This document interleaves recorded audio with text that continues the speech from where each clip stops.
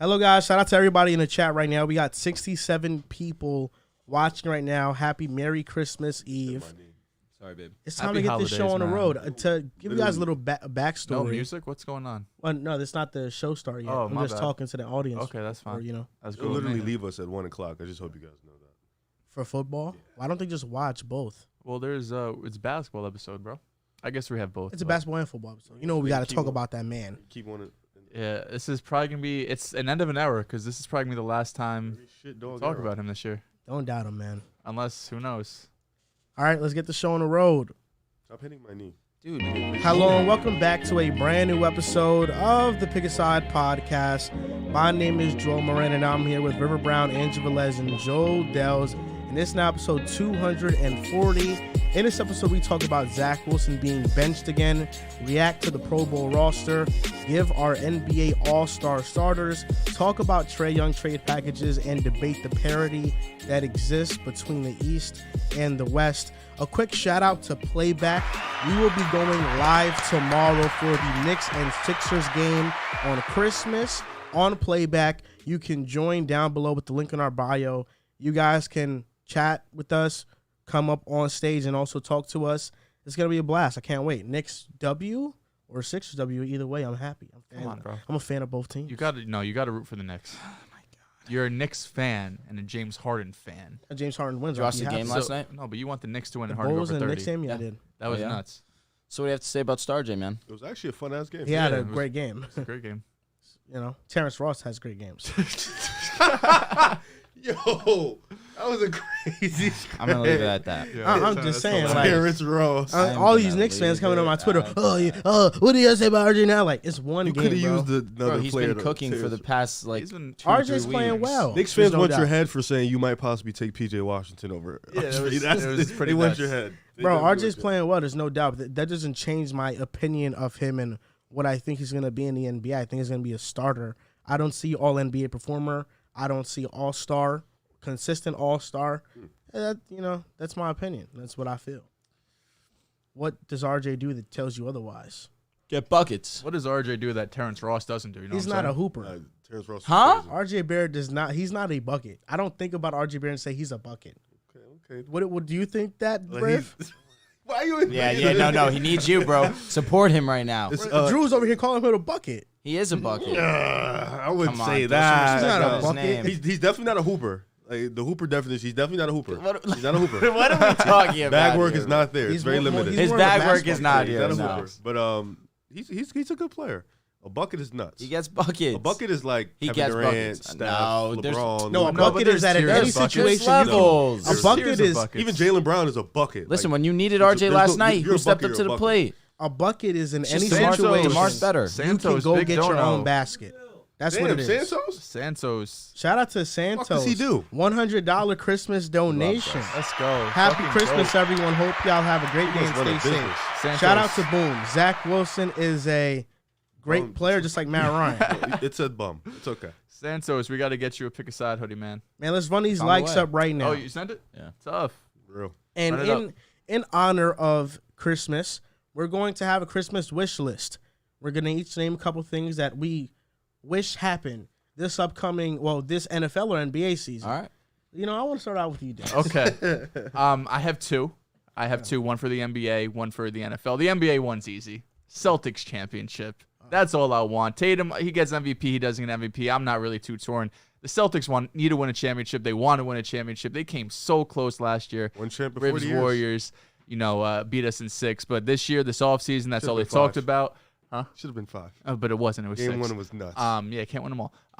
But that's all that's been talked about with Tatum and JB is how much they put in this offseason, how much work, how much mentally they had to get stronger to overcome that. And, we saw for the most part of the season, they're on a little skid right now, but I have no problem to bounce back. My NFL one, Lamar Jackson to the Jets. That's what I want. Lamar Jackson to the Jets some way, somehow. I don't know how it's going to happen. I think the Ravens would be insane to do it. I did see a tweet. I forgot who it was from. Said you could trade Lamar Jackson, whatever pick you get Anthony Richardson, and run the same offense. I don't think they have the exact same capabilities, Anthony Richardson, Lamar Jackson, but if you're going to be a very run-heavy team like the Ravens have been throughout, these last few years with Lamar being the quarterback, it's not insane to say, but obviously Lamar Jackson's an MVP. He's one of the best quarterbacks in the league. If he's able to get to the Jets with the way this defense has been playing, with the weapons around him, things would be very bright in New York. Unfortunately, we're going to get into some Zach Wilson talk later. I'm sure he will be on your wish list some way, somehow. But those are my two biggest wishes. I don't need a Celtics championship and Lamar to go to the Jets. Nice. All right. So similarly to my boy Joel over here, mine are going to be team-oriented as well. But it's more specific to my team, of course. My wish is that Anthony Davis comes back and is fully recovered, plays the rest of the season without missing a game, and he continues to go on his MVP tour, and the Lakers make the playoffs. That's all I'm asking for. As a Laker fan, I'm not going to ask for the world. I'm not going to ask for a championship. But I do know the Lakers make the playoffs. LeBron and AD, you take them over a lot of guys in the league. That's all I'm going to say. Now, number 2. This one's tough because I'm hearing reports now suddenly that this guy, Sean Payton, is putting together an Avengers-level coaching unit where now he's trying to recruit Vic Fangio as his defensive coordinator wherever he decides to go, which unfortunately means that I doubt he will be coming to Denver. However, a man can have on his Christmas list that Sean Payton decides to be kind enough to come over to Denver. Vic Fangio is comfortable in that situation already, showed they can have success when running a defense in Denver. I would love if Sean Payton decided to come over to Denver and take us to the promised land. All right. My go. I have 5. Yeah, I know. I mean, you have like 14 teams to choose from, so. I have 5 Zing. too. I have 5 too. Random stray, but I'll let it slide. So my first one for my Christmas wish list, Bills, Eagles, Super Bowl. I just want that for the world. Eagles, my team. Josh Allen, my favorite quarterback.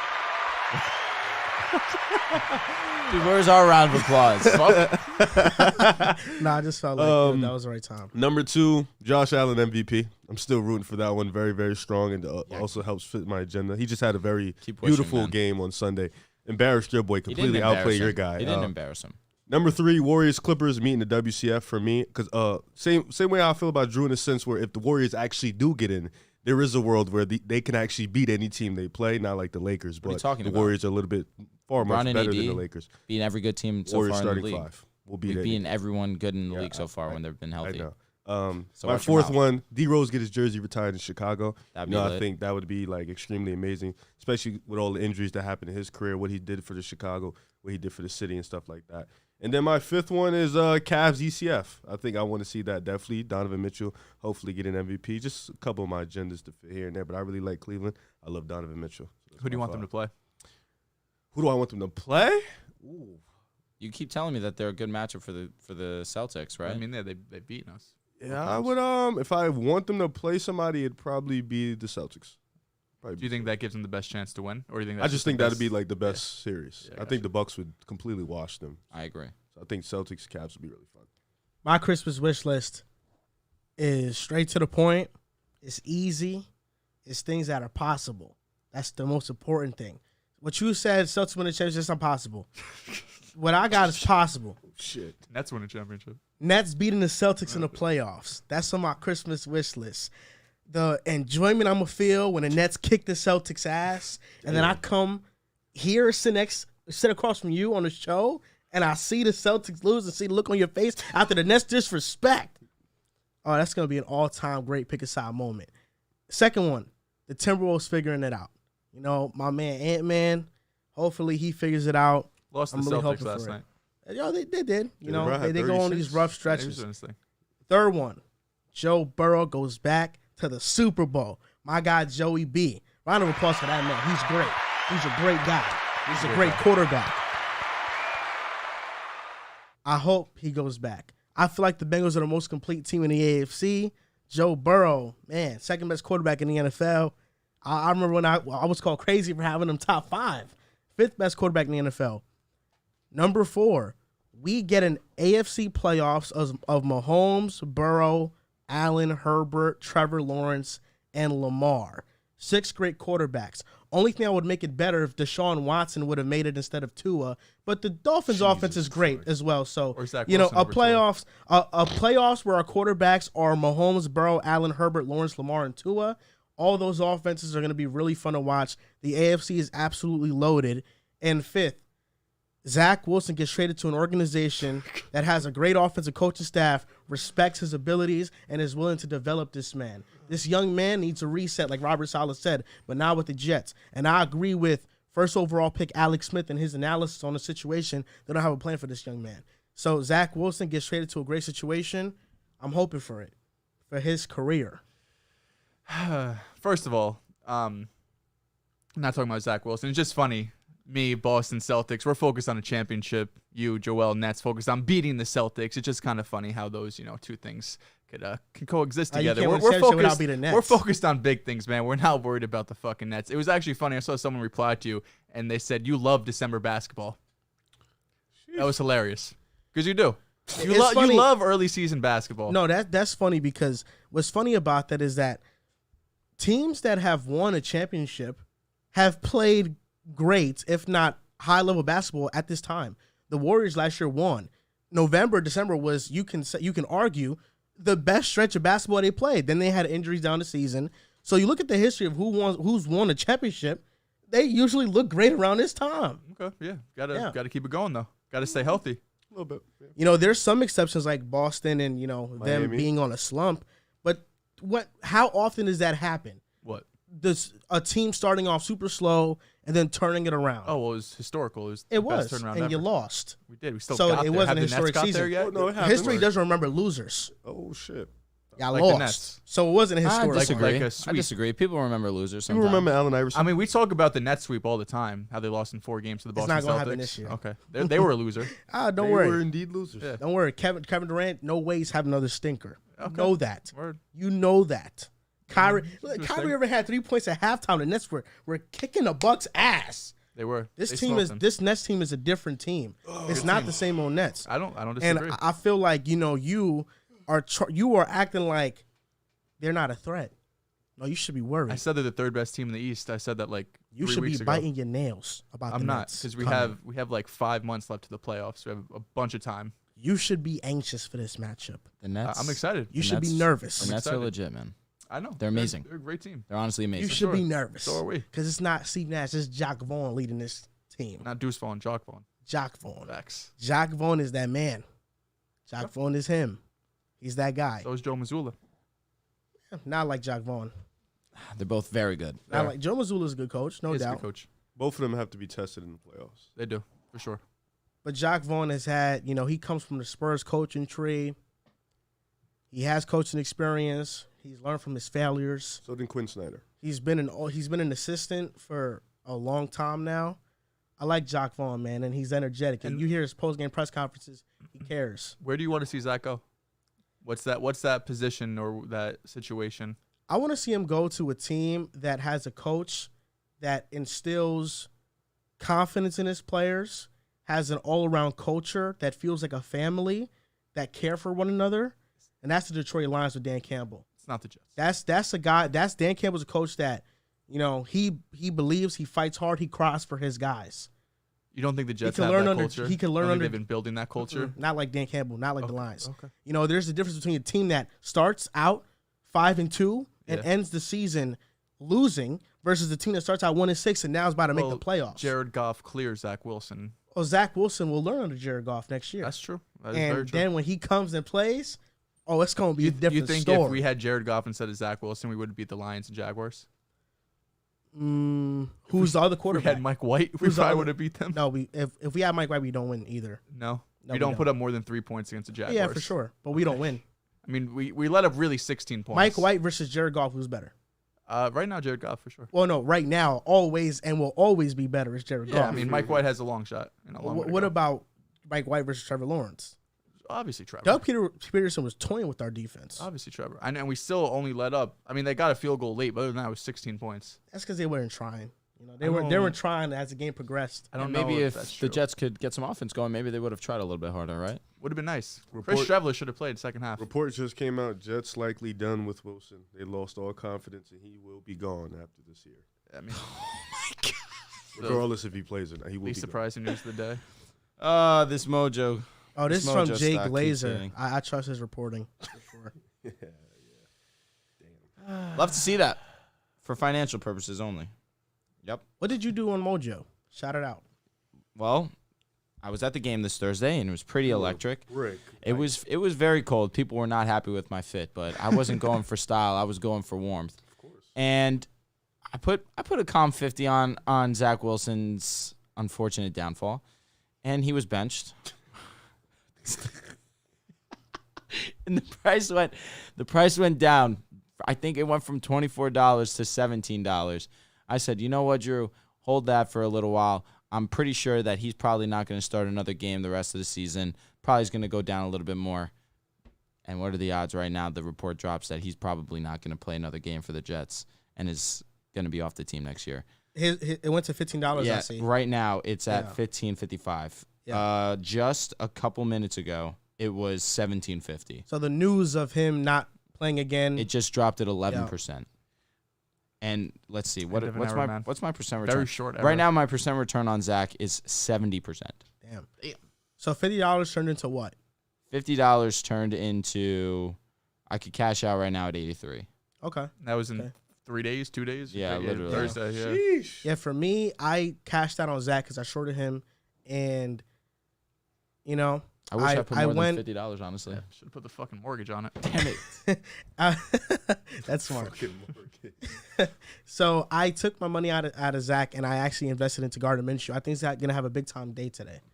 He's gonna show that it's Micah Parsons. People wanted to give him slack, but that's all I've been saying at this table, that it's hard to evaluate Hurts because the system is great around him.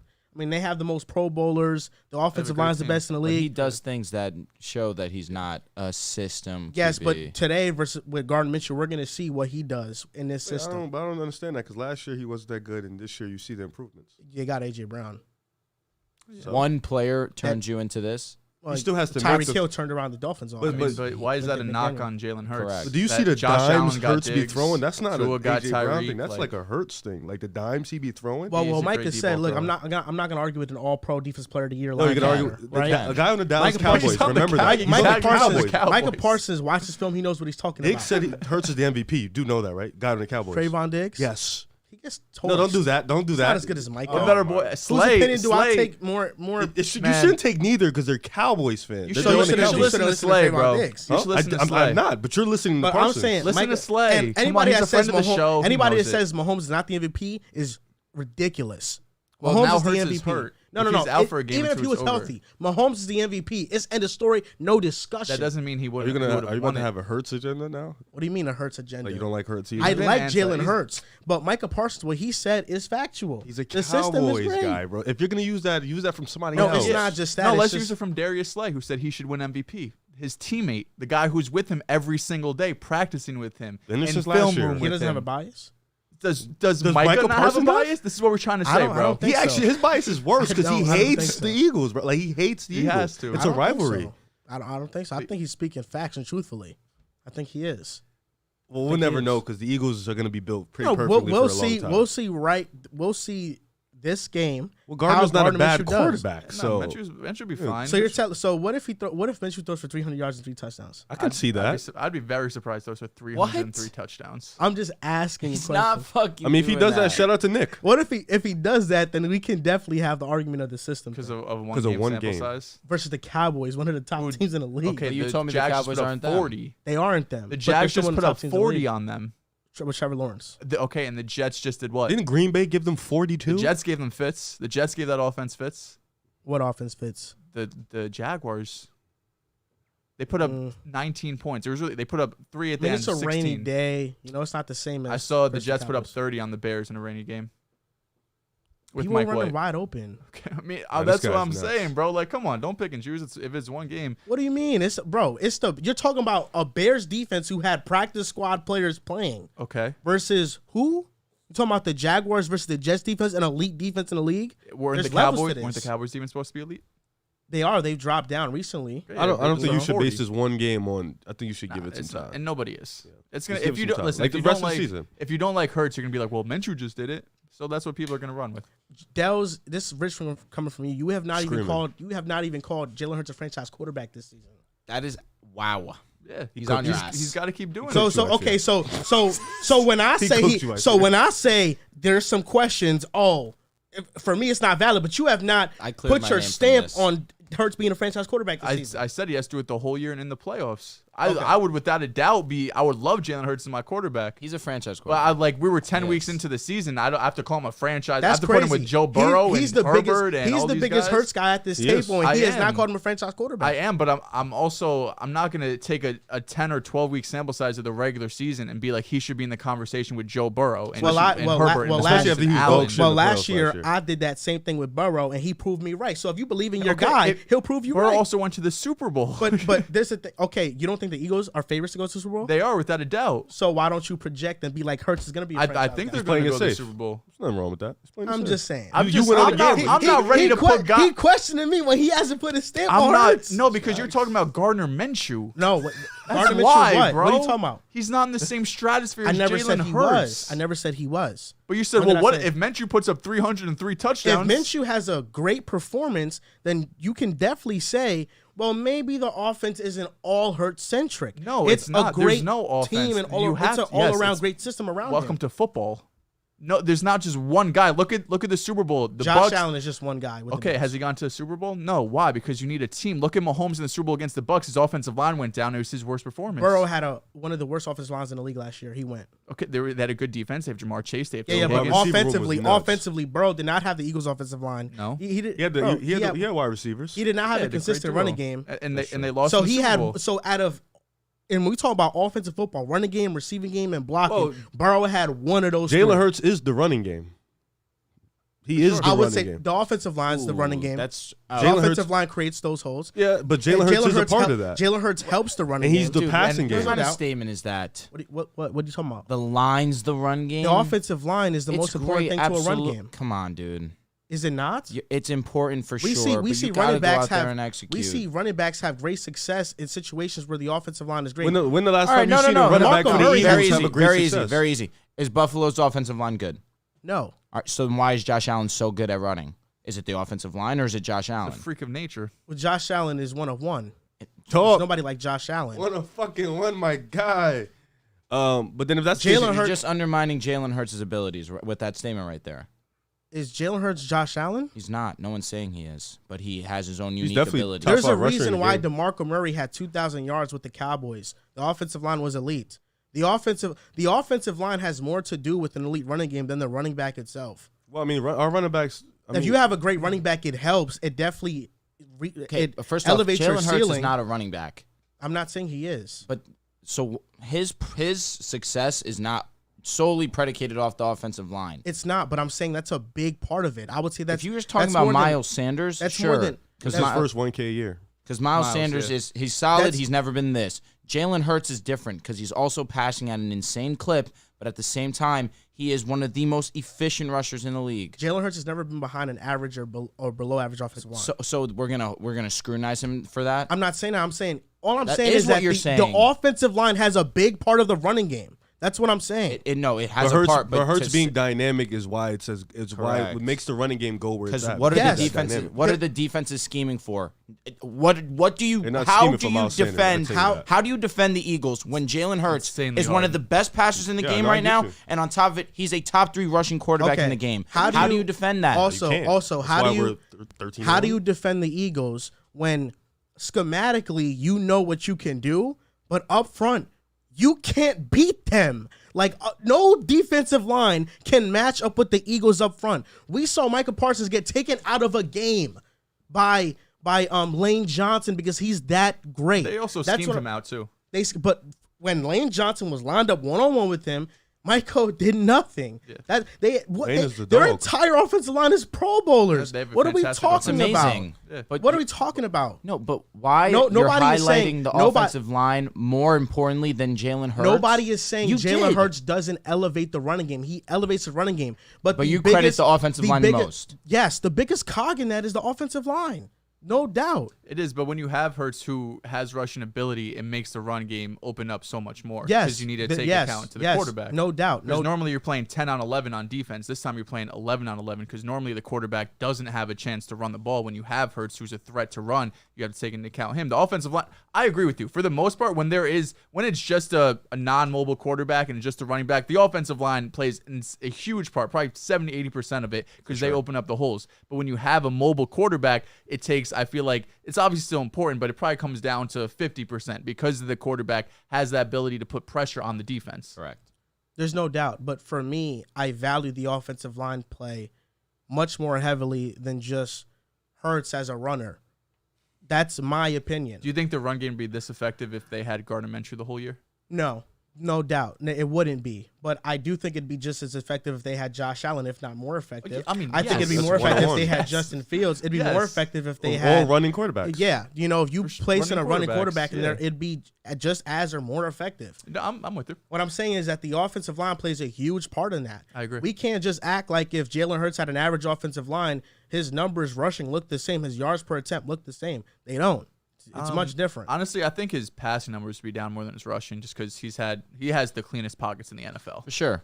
Yeah, I think his rushing would still be similar. So when we look at the offensive line, they're not only creating wide open lanes running the ball, but Jalen Hurts has the most time of any quarterback in the pocket. Yeah, I know. That's why I think, if anything, his passing numbers come down. I feel like his rushing numbers would still be the same because when you have a mobile quarterback and you could hand it off to the running back or keep it, it puts so much stress on the defense. I still think efficiency-wise, if he had an average offensive line instead of elite, efficiency-wise, rushing the ball, he'd be about the same. But passing, he would come down. All I'm saying is that the offensive line, to me, plays a huge role. Probably huge, if not the biggest role. Well, yeah, I mean, look at, like I said, Mahomes, the Bucs Super Bowl, that's why he lost. Joe Burrow, what was the last play of the game? He gets sacked because of the offensive line. I'm just saying, this game versus the Cowboys, when Gardner Minshew plays, we'll see how well he plays. Because you can see throughout the year, Hurts has definitely made tight window throws. Sure. There's no doubt. But if you look in the totality of the season, it has been a lot of scheming up open guys, not as much as two on the Dolphins. Nobody has as many open receivers running as him. It's crazy. But Jalen Hurts, they play at one.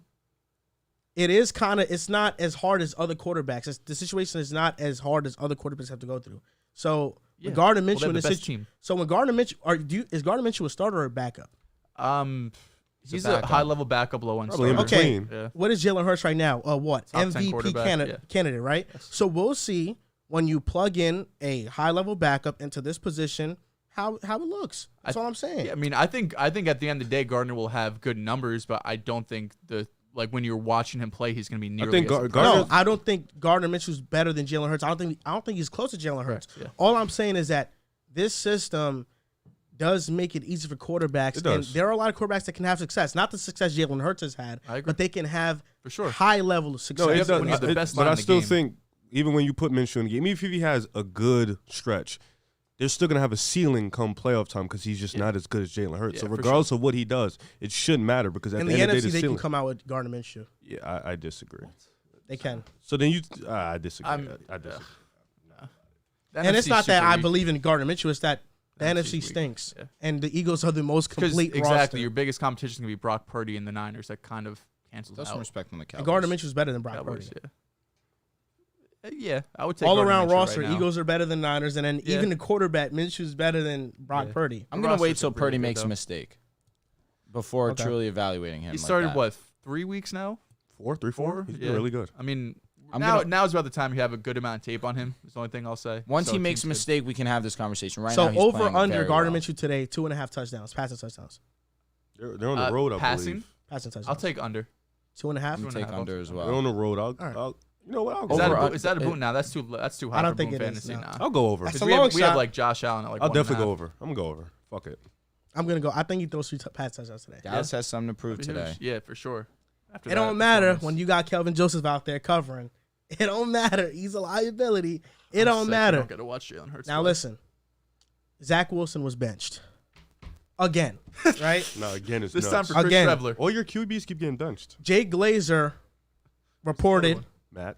Oh God. Jay Glazer reported Joe Burrow has not gotten benched. Patrick Mahomes has not gotten benched. Okay. Stop playing. My quarterbacks are all time Congrats great. on the top number one dogs. overall pick, and Yeah, Patrick the Mahomes top not dogs getting don't benched. get My benched. guys, Josh Allen, Joe Burrow, Josh Patrick Allen. Mahomes. Those are my guys.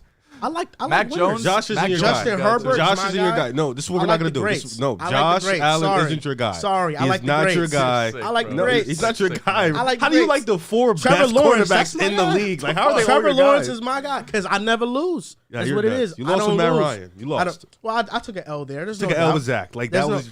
Okay. Jay Glazer reported that the Jets have lost all confidence in the second overall pick. Zach versus the Jaguars, 9 for 18, 92 yards, 1 interception.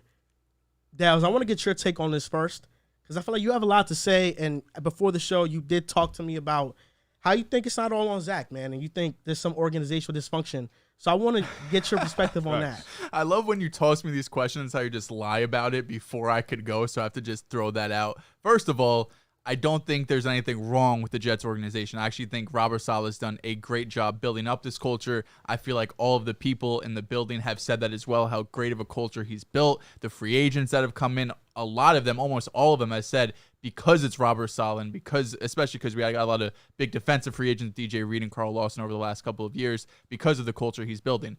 For Zach Wilson, the first thing I want to say is, we were talking a little bit before, don't go too hard on my man Joel right here. Because unless you didn't have Zach Wilson as a first-round graded quarterback, which 99% of people had, you can't talk shit. Nobody thought Zach Wilson was going to be this bad. Nobody thought he was going to be one of the biggest busts in NFL history.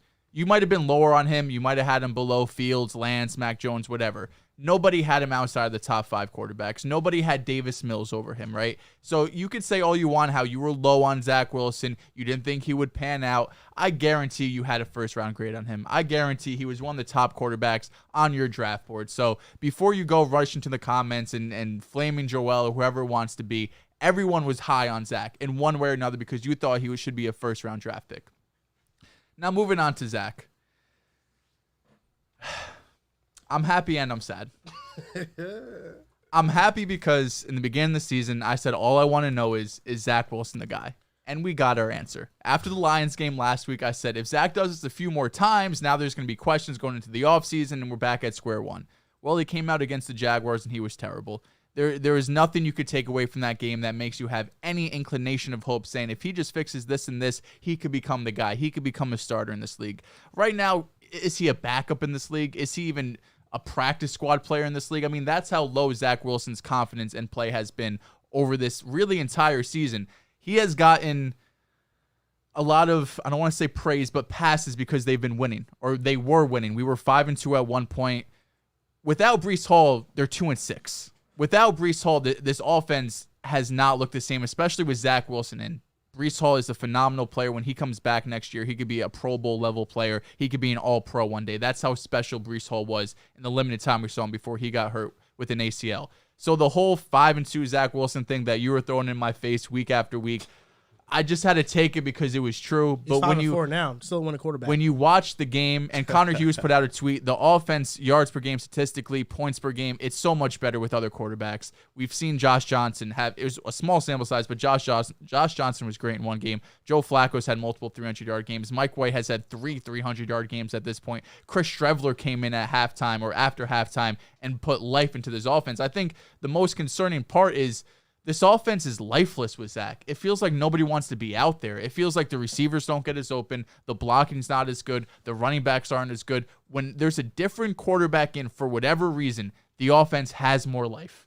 I don't know why, but it just, whenever another quarterback comes in, good things happen. And it was sad because Chris Trevler had a wide open touchdown to CJ Uzomah, and he underthrew it like shit. And I stood up and started clapping because I was excited because we got a completion down the field when it should have been a walk-in touchdown. So for the Jets, The good news is we found out he's not the quarterback. The good news is we don't have to go into next season thinking, well, he has one more year. No, you go into this offseason, you go get a veteran quarterback, a guy like a Derek Carr, a guy like a Jimmy G, who I know has injury history, but we see when we have competent quarterback play, we could be a top 10 offense in this league, especially with Breece Hall coming back next season. On top of that, how well this defense has played. These last 2 weeks have been two of the hottest offenses in the league.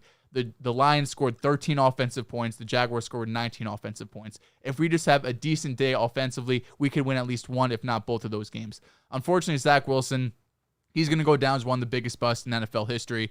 That doesn't mean you get away from Joe Douglas. You don't fire Douglas. You don't fire Saleh. You don't do any of that. They 100% get another chance. I think this time they go with the veteran quarterback just because this roster is ready to compete right now. But the good news is we know he's not the guy, so we don't have to waste another year waiting for him to develop. Floor is yours, buddy. I'll be over here. This has been a tough 2 days for me. Tough pill to swallow. You know, I haven't been getting much sleep. I'll be honest with you guys.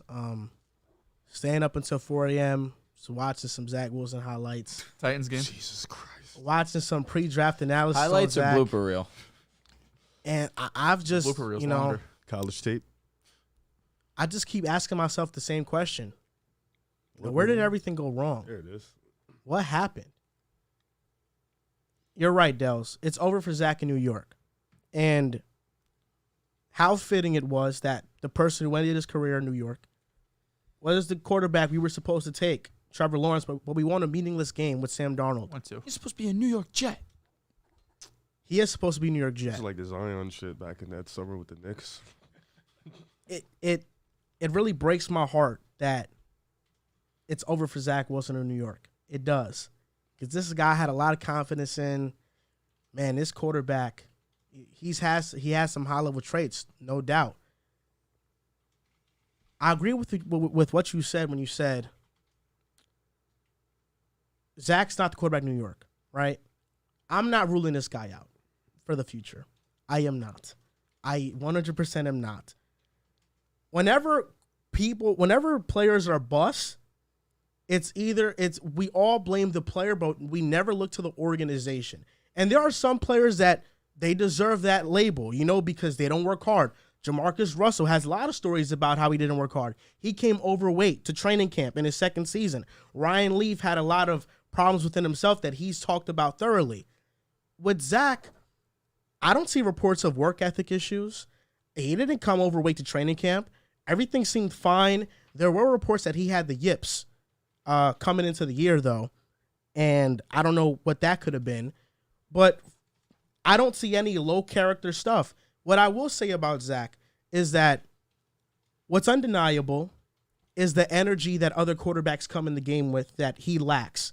I think body language tells a lot. When he misses a throw, his head is down. He's going to the sideline walking. He's not running. When he's in the sideline, even when I was at the Jets game, I sat right behind the sideline. He's by himself. He's not on the sideline walking, trying to energize the guys. And part of that, him doing that to me, maybe that's just him. Or maybe he just feels like it's over. And he is not giving his energy to a situation that he feels like will not get better. They already benched him. Rob Saleh already showed that he didn't believe in him. Robert Saleh had a chance to name Zach the starting quarterback if Mike White can't go versus Seattle. He refused to, which makes me believe he won't start. But I just want to list out some things. When Zach was drafted, we assembled the staff. Our quarterback coach was Greg Knapp. He has a history of developing quarterbacks. He coached Matt Ryan, Matt Shaw, Peyton Manning, Steve Young, all great quarterbacks, if not all-time great quarterbacks at one point. He noted that Zach Wilson is a fast study, a big-time student of the game, and he enjoyed working with him in his young room. Greg Knapp tragically died on a bicycle accident, and the quarterback coach we hired was Rob Calabrese, who's a first-time quarterback coach, has no history of developing quarterbacks. Mike LaFleur, first-time OC. Robert Saleh, first-time head coach, defensive head coach. In this offseason, the NFL will tell us how they feel about Zach Wilson. They will tell us, depending on what teams are interested in him, how they feel about him, if they feel like it's him or it's the situation that they feel like he wasn't properly put in to develop. I feel like there's going to be a market for him. I think if he goes to the right offensive staff, he goes to the right place where they instill confidence in him, then he can develop into a good quarterback. There is no doubt right now he's not a good quarterback. He's a bad quarterback, one of the worst in the NFL. But I think with his talent, and if he gets right on track mentally, he can be good. I'm not going to rule out his career based off this Jets stint. The Jets have ruined every quarterback they've touched. Every quarterback. I'm not going to look at Zach Wilson and see he's the biggest problem. And some people will say, oh, this is a different staff. Okay, it is. But nobody in the staff has proven they can develop one anyway. It's never happened. People often make the comparison of Zach Wilson versus Jamarcus Russell. And, right, it looks horrible because you're like, oh, look at Zach compared to Jamarcus. It's that stat, those graphics are just to fit a narrative. What about this comparison? Zach Wilson versus Alex Smith, first 22 starts. Zach Wilson, 55% completion percentage, 4,022 yards, 20 total touchdowns, 18 interceptions, 70.9 rating, and he took 67 sacks. Alex Smith, 56 completion percentage, 3,537 yards, 18 total touchdowns, 28 interceptions, 6.2 yards per attempt, 65 pass rating, and he took 58 sacks. In 2005, because another argument people say is that other quarterbacks come in and look better than Zach. Alex Smith in 2005, when he started most of the season, he averaged 97 yards passing per game. Ken Dorsey averaged 160. Tim Rattay averaged 166. So Alex Smith was also in a position where he was horrible, he was trending towards all-time bust, and quarterbacks in front of him were better. And the second full year Alex Smith started, Frank Gore rushed for 1,700 yards. He had a running game. All I'm saying is that we often blame the player and not the organization. Alex Smith, when he finally got someone who believed in him in Jim Harbaugh, he turned his career around. Then when he got with Andy Reid and KC in 2013, that really changed his career and how we viewed him. I think Zach has the talent to be good, and I'm not going to rule out his career just yet. His career with the Jets, over. All-time bad, no doubt. The rest of his NFL career, I'm not ruling it out. I'm not. When you talk about Zach Wilson, there's no more including his name in the conversation with the Jimmy G's, the Tua Tagovailoas, Jared Goff. The only names you should associate Zach Wilson with are Jamarcus Russell and Ryan Leaf. Zach Wilson is one of the biggest busts we've seen in recent memory. One of the biggest busts in the history of the football league. It's upsetting to me because I wanted to see Zach and the Jets succeed together. My boys over here, my brothers, they're Jets fans. My brother Joel is a Zach Wilson truther. And for his sake, I wanted to see Zach Wilson succeed. But to this point, it's been the complete opposite of that. You mentioned the yips. It's so clear that is his biggest problem right now because he has no control, no accuracy on his balls. Looking at his mechanics, it seems as if he is just letting the ball go and staying on that back foot too much. Think about the power that he generates on those balls with his mechanics as they are right now. He has a lot of zip on his ball, but he has no accuracy. He's not finishing. He's not following through. He's not finishing on that front foot. Maybe that could help him out a little bit. And maybe that has to do with the development of the Jets and their lack thereof development of Zach Wilson. But how am I, a fan of the sport, seeing this and then the people who get paid millions and millions of dollars are not fixing this issue? It's very easy to say that if a quarterback is not finishing, following through, of course their accuracy is going to be all over the place. But Zach Wilson has failed to seize moments. He's failed to step up to the plate when need be consistently.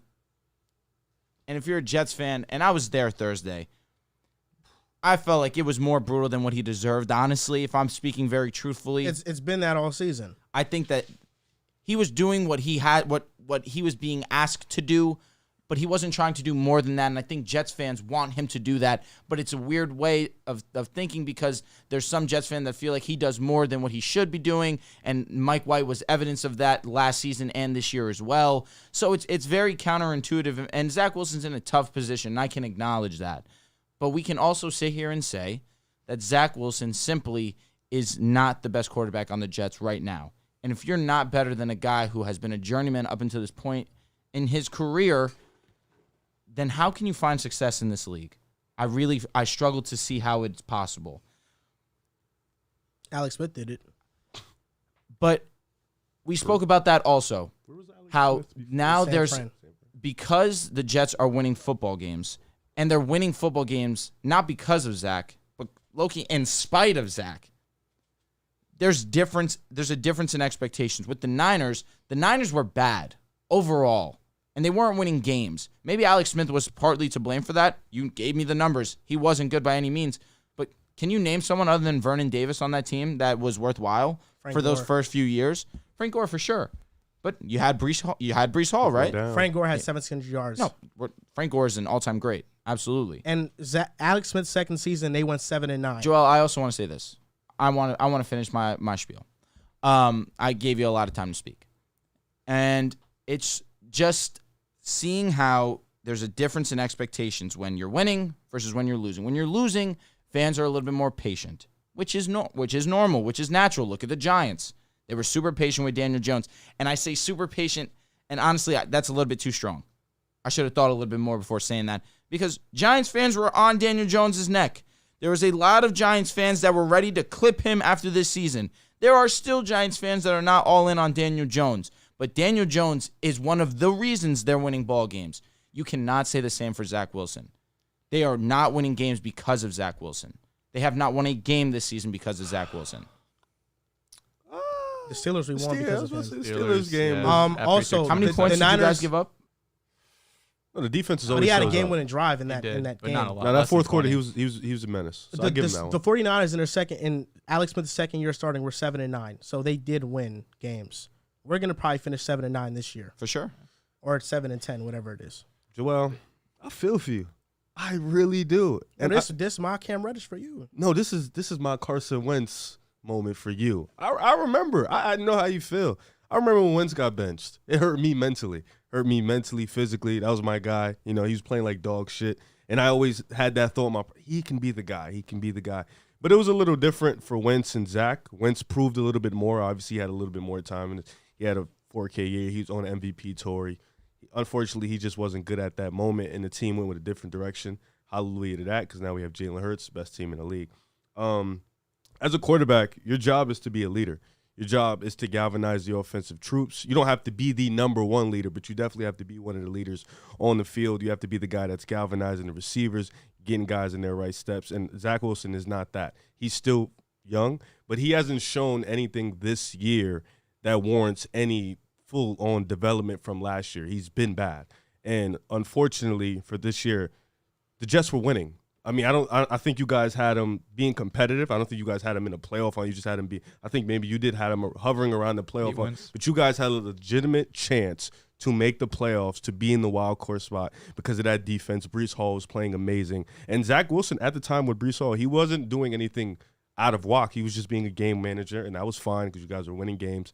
But then he started getting out of character. Breece Hall went down. The defense always shows up 9 times out of 10, and you guys are winning. And it put Zach in a tough position. He couldn't get the crowd behind him. He couldn't get the team behind him. And when you don't have those two things behind you, because the fans and the locker room are the most important thing to get behind you. And when you don't have that as a quarterback, it's tough. You look at Buffalo, for example. The crowd was always behind Josh Allen. The crowd was always with him every step of the way. They knew he would be the guy. He ends up being the guy. With Zach Wilson, it's just there's never a moment that the crowd looks to really pump him up or give him that type of confidence. And that's one thing I can say. The crowd is definitely – New York is in general, New York, New Jersey, they're just very, very – that's a tough crowd in any sport. They are assholes. Philly, too. It's just the tri-state area. They are hard on their players. So I understand that point. But Zach hasn't shown anything. And it's okay to miss on a quarterback. I think at this point you've realized you have the elite defense, young players in that elite defense. You have offensive weapons that are young.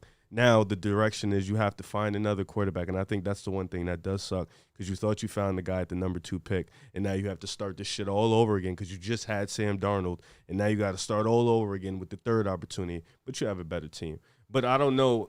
There's a situation where Zach could succeed in another spot. You know, maybe you mentioned Detroit, maybe Atlanta, you know, just somewhere with a good, competent coach. But as of right now, the Jets, it's pretty much over. It sucks, though, because you guys do go 0-4, and you possibly will be out of the playoffs, and that hurts. Well, what is telling about this season of Jets fans is this was the first year that the Jets had any semblance of some success. Yep. And the arrogance that sparked from that is ridiculous. You know, I saw a video of somebody at the Jets game while Braden Mann, the punter, was preparing. They were literally like shit talking him while he's just practicing on the sideline. It's one thing to think the guy sucks, but to be actively hostile towards these players is different. And that's what Jets fans do. They're arrogant, they're stupid, and they want to blame all this on this young quarterback, right?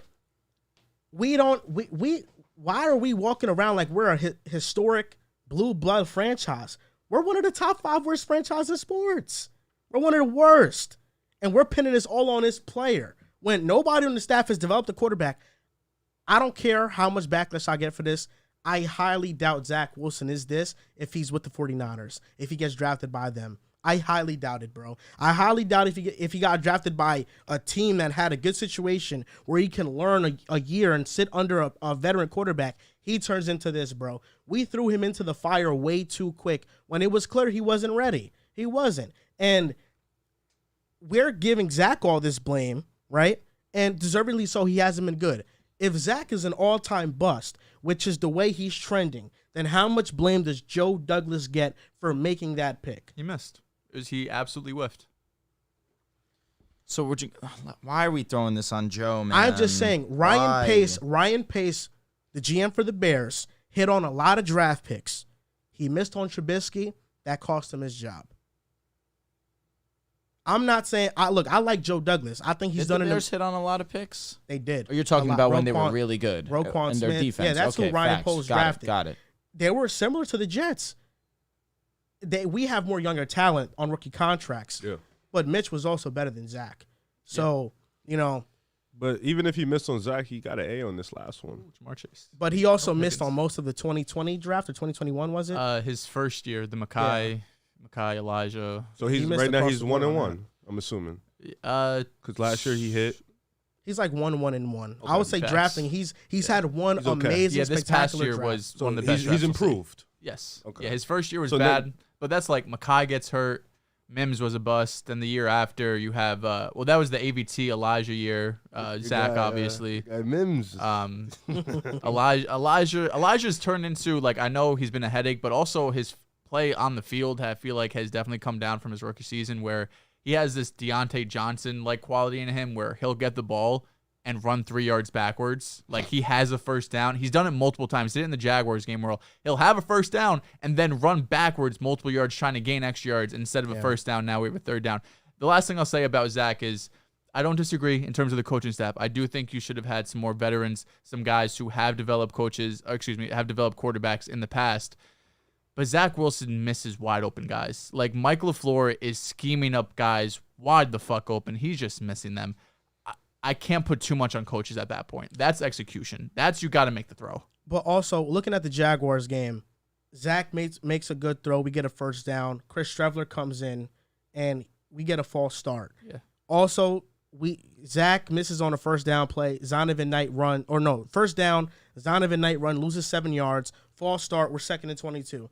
The entire game, we were behind the sticks. Agreed. And Zach had some misses. But what was telling about Jets fans, though, is first real offensive drive of the game, because, the blitz he didn't see, that's on him. But the next drive after that, we call a tight end screen.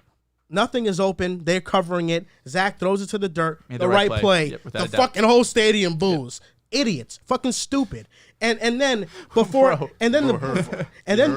first half ends, he just heaves it up which any quarterback does before the first half. And that's also a dumb play to call on Mike LaFleur's part. If you know this guy, like, come on, what are the odds he throws the interception there? They're very high. Just kneel in and go to the locker room. What's the point? You're not going to get nothing anyway. But he does that. The entire crowd boos again. You know, Zach has lost confidence in himself. And the fact that this coaching staff has not rallied around him to try to instill confidence. Instead, there are reports that they've lost all confidence. I think is very telling, bro. I think they did their best. They begin the season, the middle of the season, the preseason, like they have said all of the right things about Zach. It was really until that second Patriots game where he has an absolute dud. That's when they made the switch, and they made the right switch. Mike White is, without a doubt, a better quarterback than Zach Wilson right now. Yeah, but the thing about it is that if you draft a guy that high, second overall pick, you can't. I just feel like you have to be publicly more behind him than they've been. That's just my opinion. I don't know. Do you guys feel like the Jets haven't been behind Zach? Like what Saleh up until this point? Yes, Saleh at this point is off him, but he still after the game said we haven't seen the last about Zach. He's still a good kid. He still says all the right. He did not come out and say he's a bust. He's not gonna like. Saleh still says the right thing about Zach. Saleh has had the chance to publicly back Zach Wilson, and he hasn't. Can you give me an example? They asked Robert Saleh, do you still view Zach Wilson as like a pivotal part of this franchise? And Robert Saleh was like, you know, I view all players on this team like that. You know, we're always trying to develop all the players on this team. It's a specific Zach question. And him generalizing it that's just showcases. But everybody in the locker room loves Saleh. So yeah, there's no report. Listen, Saleh, he has to support Zach, but he also has to support the other 52 guys. He can't go out there. He chose the team over Zach. Exactly, and that was probably the right. Like, Saleh knows he's not going to be on the team next year. And what he said, he didn't say, no, I don't see Zach as a franchise part. He's just not putting Zach above everyone else on the roster, which is the correct thing to do, especially for a guy that you know is not going to be on the team next year.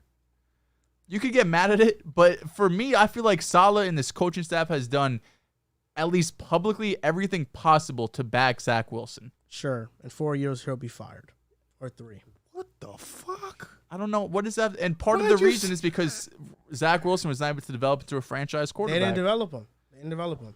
When you're missing wide open guys, that's not developing. You think Saleh would be fired in 4? I think probably less. Wow. I think next year we get a veteran quarterback and we underachieve. There's gonna be more fire around that. For sure. If we don't have a quarterback, it's gonna all go downhill, bro. Yeah, well, and that's really the reality of NFL, it. for sure. That's really reality. So there's the 3-year window from here to now to find a quarterback. If we don't find it, it's over. 3 year, I think it's this offseason or never. NFL Pro Bowl reaction. We're gonna talk about who was snubbed. Then we're gonna move on to our NBA All-Star starters. So I'm gonna go position by position in the AFC, and then we'll give our snubs for that too. All right. So AFC Pro Bowlers on offense. The quarterbacks, Mahomes, Burrow, and Josh Allen. Perfect. Yeah. Perfect. People 100%. like I know a lot of people are upset with Tua, but like He's not Miami as good as fans he are shot. it's not. with It's Tua. these 3 guys. I'm sorry. The 3 have been better for sure, but my only question is, what does the fan vote matter then? It's only 1/3 a of the third. vote. That means a lot of coaches did not even think Tua was near these guys. you should put. But these are the 3 best quarterbacks in the Exactly, league. yeah. He also bro, like, missed you can't do time. anything. But Tua is, I don't know, man. I thought it was rude, If given it the fact that he led the league in voting. But if it All wasn't- players. he's probably an alternate. And I mean, let's be honest. One of those guys are going to the Super Bowl, so like Tua will What if probably none get of them in. go? That'd be fucking Yeah, hilarious. then probably the Dolphins are in the Super Bowl. And I think Tua will take that over Listen, the Pro Bowl. my guy's still first in passer rating, Oh first my in pass God. the touchdown to interception ratio, first in pass to touchdown attempts, first in yards per attempt, first in He's yards on per like a completion. 4-game losing streak. 3 game. He played well against Buffalo. You keep riding him, but it's the truth. But Josh Allen played it's better. Herbert. It's But Herbert, Josh Mahomes, Allen and is Allen. better. Bro. What are you gonna do? No, All 3 of them are absolutely. better. No, but I'm saying he had the most votes. He still has the numbers to put himself in He has contention. the fan Yeah, vote. coaches and I think players. the craziest thing about this is that Tyler Huntley was voted as an alternate. He was. What the fuck? Yeah. Yeah. Really? I don't know why. Where's that? I read that today with from Schefter. Why? I have no idea. Lamar wasn't. Lamar was. Lamar is. If there's a 4th quarterback here, for me it's Justin Herbert, and then 5th would be Trevor Lawrence. Facts. for sure. That would be mine. Yeah, that'd be AFC my is top stacked, 5. man. No. So Tua is nowhere Tua near gotta be. this? Tua Like, has to be what's going on? alternative. No, he's Tua not. has to be alternative. You would put him over Trev? Because I'm not putting him over Herbert. I'm sorry. For me, I mean, if you want to say talking about the season, we're not talking about like. If you're talking about stats and I guess two or maybe like we're not talking about who's better. Trevor just had a great performance against the top 5 defense in the league. He had a very good performance. Yeah. Oh, that was great. I thought it was. He did what he did. I definitely enjoyed watching it. Running backs: Nick Chubb. Tyler Huntley got an alternate and not Brock Purdy. I'm dead ass serious. It's got a point. I mean, Brock's played more. Better than whatever. Running backs: Nick Chubb, Josh Jacobs, and Derrick Henry. Pretty perfect. Comfortable. Yeah. I gotta pull up players. I would say the only one was maybe Ramondre Stevenson or Austin Eckler, but even then, I'm fine with this. Running backs. Now these 3 are the best 3 in the AFC. It's cool. Fullback Patrick Ricard. We can move on from that. Wide receiver Tyreek Hill, Stephon Diggs, Devontae Adams, and Jamar Chase. I feel like Waddle. I said Whittle. Waddle could have made a case. Everyone keeps saying the same thing because it's the truth. He has almost 300 more yards. And Chase missed some time. Yeah. I thought Waddle would have got that spot. That's the only one He does have one less touchdown, but that just. The other 3 though, Hill, Diggs, and Adams, clear. Those are I think for wide receiver, Jalen Waddle also had a good argument. Yeah, Jalen Waddle definitely has a case. He has a lot of yards right now. Theo Ash was talking about Garrett Wilson being the 4th receiver. He was. He's real for that. I think he made a really, really fair point because he's in the worst quarterback situation. And Jalen Waddle is benefiting off of Tyreek Hill. Garrett Wilson is the number 1 on his team. For sure. That's getting most of the attention. And Dog. He's almost Waddle at was 1,000. a savage last year still, though. Yeah. But, Garrett's almost at 1,000 with horrible quarterback play. Garrett's been a dog. Sure. And Garrett is a future superstar. Yeah. He's amazing. He's a superstar, no doubt. Tight end Travis Kelce and Mark Andrews. We're good. Yep. I would have liked Njoku to get a little bit of love. Is he the alternate or no? Probably. Yeah. But I understand. Andrews, he's been so mediocre since he got that shoulder injury. Evan Ingram's been on a tear, too. He has. Oh, I would actually put Evan Ingram in there. He's better been amazing. Numbers. He's almost at 800 yards. He's got better numbers than Njoku. He's got better numbers than Mark Andrews. Njoku missed some time, unfortunately, too. Sure. But Lamar's missed some time, too. Yeah. Evan Ingram's one of my hits got from the offseason. 720 yards. He's playing an extra game because he played Thursday. Rebirth. Evan Ingram's on a contract year. He's going to get paid. Dude, he almost dropped that ball that was the really good misdirection that he was just drawn open in space. He's a good player, man. Never say Daniel Jones didn't have weapons. He didn't. He's never had weapons. Offensive tackle. He's a drop merchant in New York. Evan Ingram's a Pro Bowler. He had a Pro Bowl weapon on his team. Tough. A Pro Bowl tight end. He was a drop merchant in New York, bro. Offensive tackle Laramie Tunsil, Teron Armstead, and Orlando Brown. I heard a lot of Orlando Brown people are not happy with. He hasn't been good this year. Yeah, I'm surprised. But offensive line, I feel like that's going to be a lot. For fans, it's going to be who has the big name because who is paying attention to offensive line. Offensive guard Trae Smith could have possibly got him. Chiefs. I did some research. Yeah, he's one of the best. Great. He's one of the best guards. I would have put Colton Miller over Orlando Brown. I'm trying to think off the top of my head left tackles. Orlando Brown is he's not good this year. I was gonna say, but there's not many great ones in the AFC, honestly. Laramie Tunsil, amazing. Teron Armstead, amazing. Orlando Brown, I guess, would be next on the list if we're going by talent wise, but a lot of the good ones are in the NFC. That's facts. Offensive guard Joel Bitonio, Quentin Nelson, and Joe Tooney. Yeah, Quentin Nelson. I was going to say people were not happy with Quentin Nelson also getting again. Big name. Yeah. Tyler Linderbaum, I think, deserves a better case. Yeah. Yep. Linderbaum, is he a center or is he a guard? He was a center coming out, but I think he might be guard right now. Yeah, he was a center coming out, but I don't know if he's changed. I'm pretty sure. Off the top of my head, I thought he was a center. Yeah. Center Creed Humphrey and Mitch Morse. I'm fine with it. Yeah, Creed Humphrey's a dog. Creed's savage. Instead of Mitch Morse, I probably would have put Ethan Pokic. He's from the Brown Center. McGovern? Huh? Connor McGovern? No. Okay. And AFC Pro Bowlers defense. Defensive ends, Myles Garrett, Max Crosby, and Trey Hendrickson. Trey Hendrickson getting some love. For sure. I respect that. Yeah, he deserves it. But those other two, two of the best in the game. No, absolutely. I don't think. I'm down with that. Yeah, Joey's hurt. Yeah. Interior linemen. The NFC going to be tough to pick. Chris Jones, Jeffrey Simmons, and Quinnen Williams. Absolutely perfect. Yeah, these are the three best interior defensive linemen in the AFC. I would say the only one, this is perfect, but if we're adding another one, is DJ Reader. Yep, he's been great. Definitely has to be here. He's been great. And Christian Wilkins. Yeah. Christian Wilkins has been the best defender in the league. Facts. He definitely got, snubbed. He'll probably, there's a lot of good tackles, honestly. Yeah. Off-ball linebacker Matt Judon, Khalil Mack, and TJ Watt. People weren't happy with TJ getting in, but Alex Highsmith deserves it. Yeah, that's a perfect name. Tony touchdown. Really? Yeah, shout out to Tony. First game playing in a minute. I'm fine with TJ getting in. I mean, when he's healthy, he's arguably the best defender in the game. It's that simple. Yeah, and Judon, does he still lead the league? He's a game changer. Yeah. Jalen Phillips also I would like to see Fair as a point. Pro Bowler. The Dolphins have a talented defense. Yeah, they just can't put it especially together. for sure. It's just the secondaries. It's aging and it's not healthy. Their front seven has been really good, especially you brought Bradley Chubb in. Yeah, for sure. Yep. Inside Chubb has linebacker, made Phillips even more dominant. Yeah. Roquan Smith and C.J. Mosley. This was inside linebacker. Yeah. Yeah. CJ got love, man. CJ does not deserve I was very surprised CJ got in because I thought he's been good this year. I didn't think he was. Let me tell you guys about the pregame name calling announcements when they were doing like the opening ceremony for prime time. Always graded out. They went nuts for Quinnen. They went insane for Sauce. CJ gets called last. It was not nearly as lit. Nah. Yeah, I mean Quinnen and Bro, Sauce for obviously. Sauce, There are the so many. stadium was shaking. Bro, there are so many names that deserve it over C.J. Mosley. I think Tremaine Edmonds, Matt Milano, Jermaine Pratt. Milano, In absolutely. Cincinnati. I'm looking at also David Long from Tennessee, Nick Bolton. There are so many names, bro. I just, C.J. Mosley's been okay. He's played solid. He's played coming solid. off his worst year. Yeah. He had he sat out the year before because of COVID. At least we got one good year out of this contract. Cornerbacks, Sauce Gardner, Pat Surtain, Marlon Humphrey, and Xavier Howard. Xavier Howard should not be a Pro Bowler. DJ Reed should be a Pro Bowler. Absolutely. Yeah, I was surprised that's probably again just like fans First seeing the three big are name. perfect. And Tyson But, yeah. Campbell. Campbell. Shout out to Sauce. Campbell's been solid, but DJ Reed 100% deserves a spot. Sauce should do All Pro. They do it in like January, right?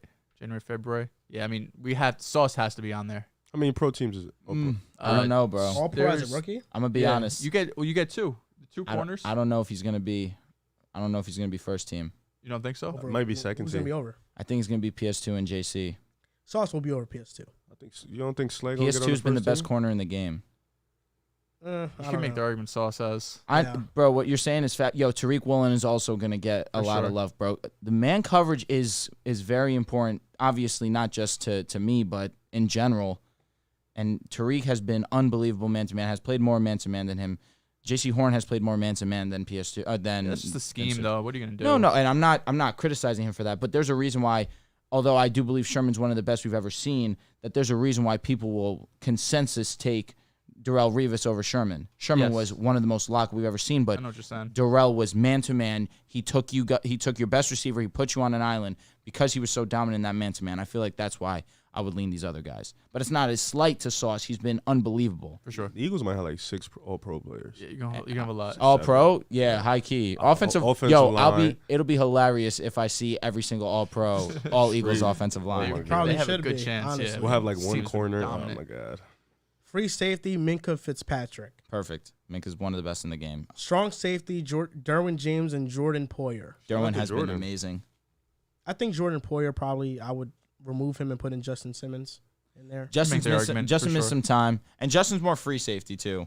And also for corners, I didn't mention him, but I'd also consider him Stephon Gilmore. I think he's been a Pro Bowler this year. You know what? Honestly, that's a fact because he's been one of the most more underrated corners. It's just the Colts stink. Yeah, he's still been amazing. Now, I'm not going to get into kickers and punters and stuff like that. That's fine. No, Greg Zerline. Who was it? Tucker? Tucker. And He's the guy every year. no, yeah. Who's the punter? Townsend for the Chiefs. Townsend, yeah. NFC Pro Bowlers offense. Quarterbacks, Jalen Hurts, Geno Smith, and Kirk I Cousins. think Jared Goff, you could have made a case. You could have, but also Justin Fields, the league's best rusher at the quarterback position right now. As a The rookie? No, second year. I mean, yeah, but I'm Geno pretty good. Smith, I'm happy for him. Yeah, He deserves deserved it, to be a without Pro doubt. Bowler. You could have made the argument Justin Fields over Geno Smith. You could have also made the argument for Justin Fields over Kirk Cousins. But listen, these guys, Geno and Kirk, I'm fine with it. I would have liked to see Justin I make think it. Jared Goff could have made it over Kirk. He could have. I was reading an article on ESPN, and Mike Tannenbaum, former GM of the Jets, were saying how different you have the AFC, all first-round picks, all guys Yeah, that I've seen that succeeded shit right too. away, and then you have the NFC. You have Geno, Kirk Cousins, and who was the third one we said? Geno, Kirk Cousins for Hurts. what? Hurts, yeah. And Hurts. Yeah, three guys that none of them were none of them were first-round picks. Most of them struggled to start off the year. Was a backup like Kirk Cousins, and now here we are, years down the road where they all ended up making the Any Pro Daniel Bowl team. Jones love for the quarterback? Hell no. Nah, he's not a Pro Bowler. I He's having a mean, good- there's he's having a a good chance, season, given but- situation, if quarterbacks don't want to participate, that Yeah, he makes he could find like a Mac Jones type of way facts. in. Running back This shit Saquon, is Pollard, and hilarious. Miles Sanders. No CMC is criminal. It's Yeah. absolutely No, criminal. the It's drop pretty off from nuts. running backs in the NFC and AFC is Tony AFC Pollard's is amazing. so I'll much say better. this: I am happy for Tony. I am happy for Miles. Saquon's 100% deserved. That he's not even in this conversation that we're about to have. CMC, pound for pound, is arguably the best in the NFC, and that's including Saquon Barkley. For him not to make it is crazy. He's over Miles Sanders.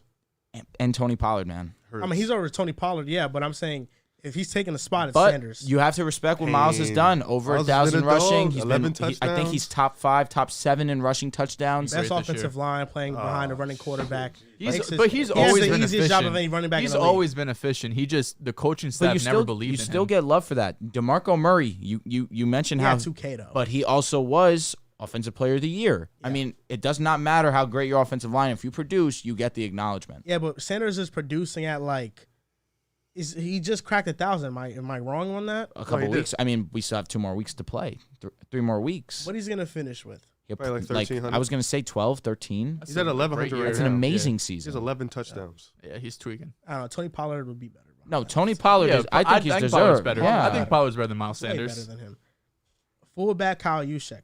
That's fine. He's the best in the game. Wide receiver Justin Jefferson, AJ Brown, CeeDee Lamb, and Terry McLaurin. Shout out to fucking CD, baby. This was a pretty solid list, you honestly. said he wasn't a I number think, one. I think a lot of You. wide receivers in the probably NFC deserve this. Yeah, there's Tyler Lockett, so many receivers. Amon-Ra, DK. I think Tyler- Tyler, Amon-Ra is tough. I think Olave deserves it. Amon-Ra is really tough. DK not making it is crazy. Tyler Lockett not making it was pretty crazy.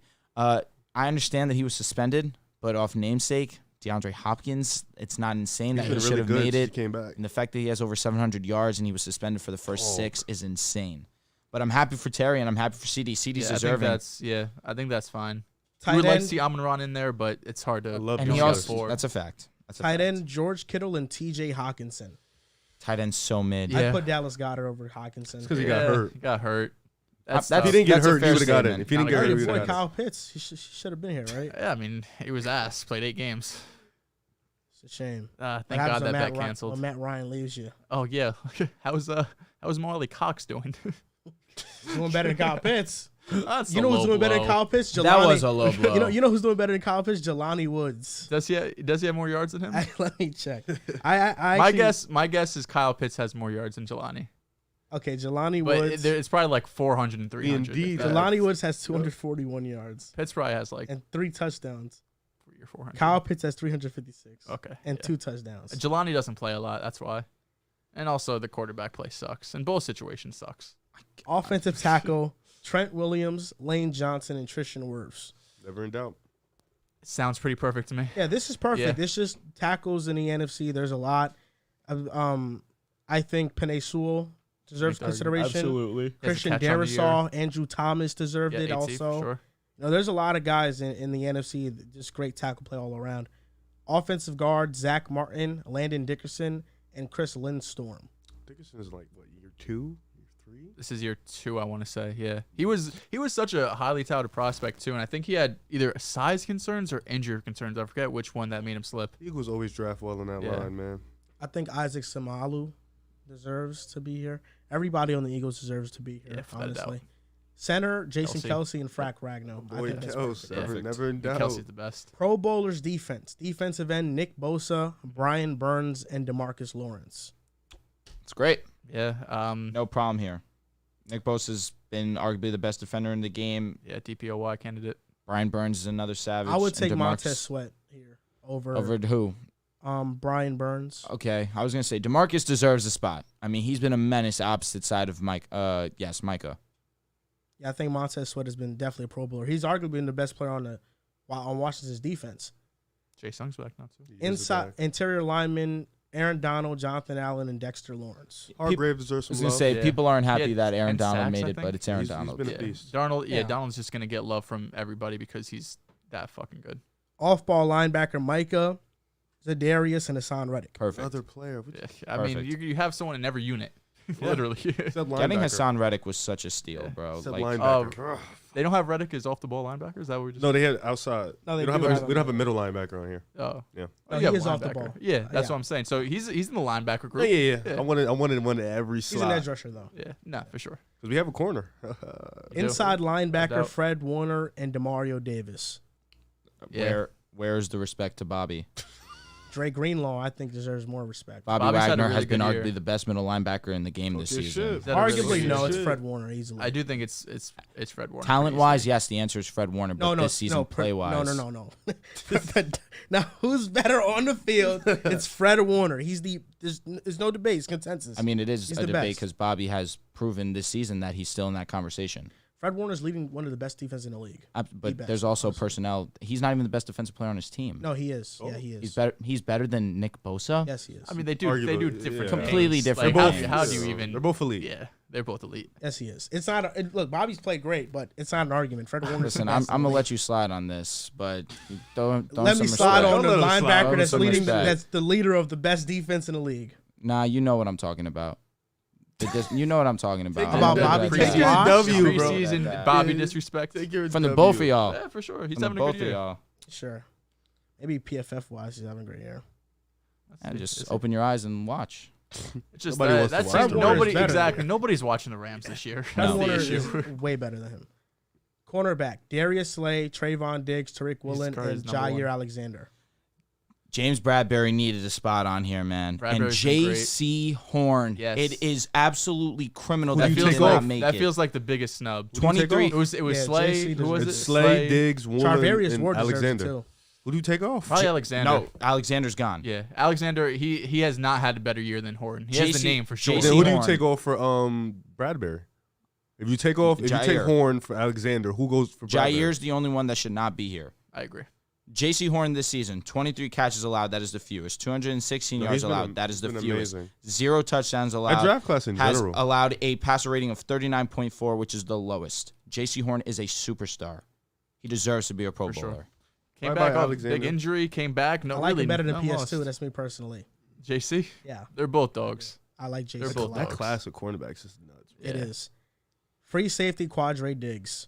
I thought his teammate deserved it more than him. Ryan Neal. I think he deserved it more than him. Cameron He's Curl. a rookie, right, Neil? I think, or he's honestly, I don't know if he's rookie. I think he's actually just a player who has been waiting on his Oh, opportunity. really? I thought he was drafting. Nah, he's 26 years old. Oh, okay. Yeah. Also, Cameron Curl, I thought deserves some recognition here. And strong safeties Buda Baker and Talanoa Hufanga. Deserved. Your boy. Deserved. Yeah, That's you know, your guy. first year Good call. Pro Bowl, that's Yeah, the guy. It's a great call. That's the guy.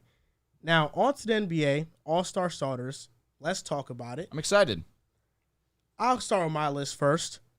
My Eastern Conference All-Star starters, Tyrese Halliburton is leading the NBA in assists. The Pacers are exceeding all of our expectations.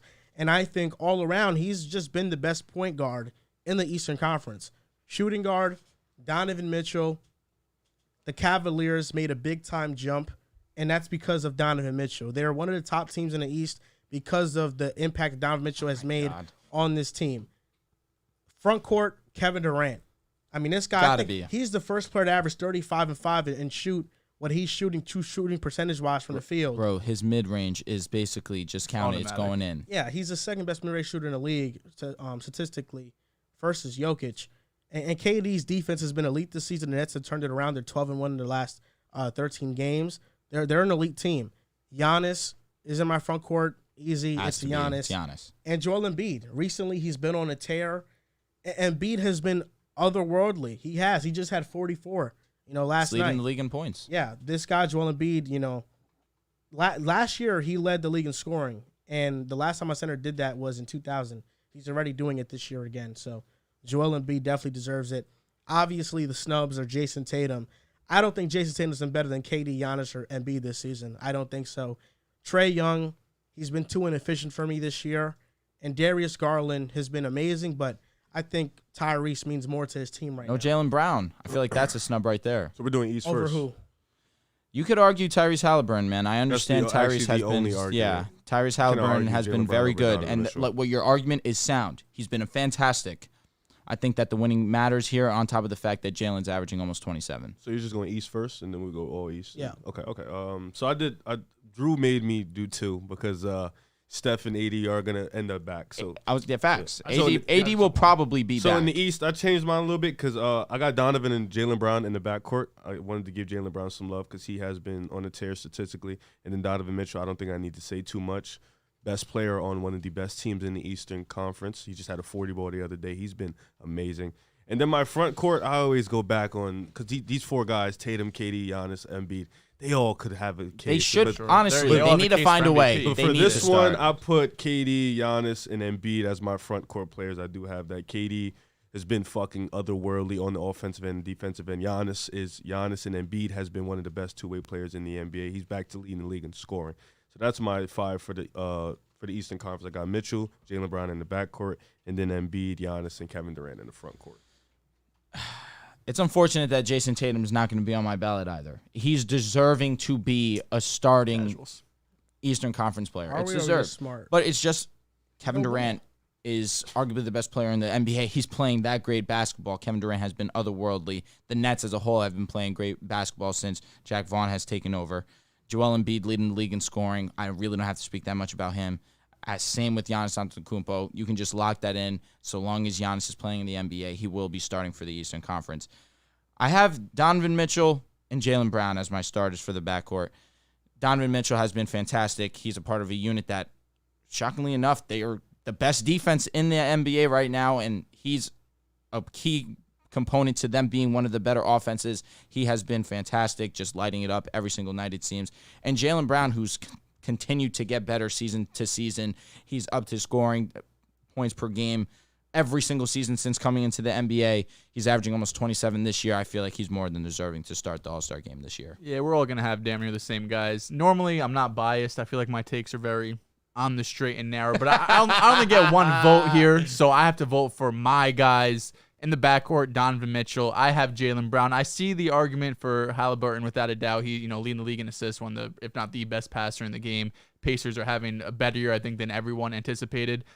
Just beat the Celtics a couple of nights ago, and they were smoking us at one point. But I'm going with Mitchell and Brown. And then my front court, going with Giannis, Embiid, and Jason Tatum. Obviously, Kevin Durant deserves to be on here. All 4 of these guys deserve to be on here. But one of them has to sit out. I mean, these are probably the 5 top guys to be MVP, right? So one of these guys have to be left out. It's my votes. So Tatum is on there without a doubt. Embiid, Giannis, KD, take 2 out of the 3. However you want to argue it, I'm not gonna fight it with you. That's good. I'm glad you're sticking with your guys. You're gonna have to come playoff time with the Nets smoke them. You're gonna have to. Don't get hot too early. You were saying the Celtics. Don't get hot too early for the Nets now. Oh, this is not early. Trust me. Okay. This is backed up by video evidence. That's crazy. Oh, they're playing really well. They're crazy. Sure. They are different right now. They're really good. No, they're amazing. Cool. They are. They're not just cool. They're awesome. They are awesome. They're swag. They're great. They're not just cool, bro. Yo, Nick Claxton, second in the league in blocks. Yeah, he's DPOY. a DPOY candidate for sure. And he was cooking Giannis and Brook Lopez. He was cooking them. Stop playing with Clax, boy. That's Clax, man. You saw Clax put up that clip of Giannis bringing him to the ground on his Instagram. Giannis has to play basketball, man. You said he doesn't play basketball? Nah. Giannis, man, this guy is always looking for fouls and stuff. Western Conference starters. Now, I changed up my starters somewhat. Okay. Just one player. Luka Doncic is a starter. There's no doubt. It's Luka. SGA is my second starter over Devin Booker.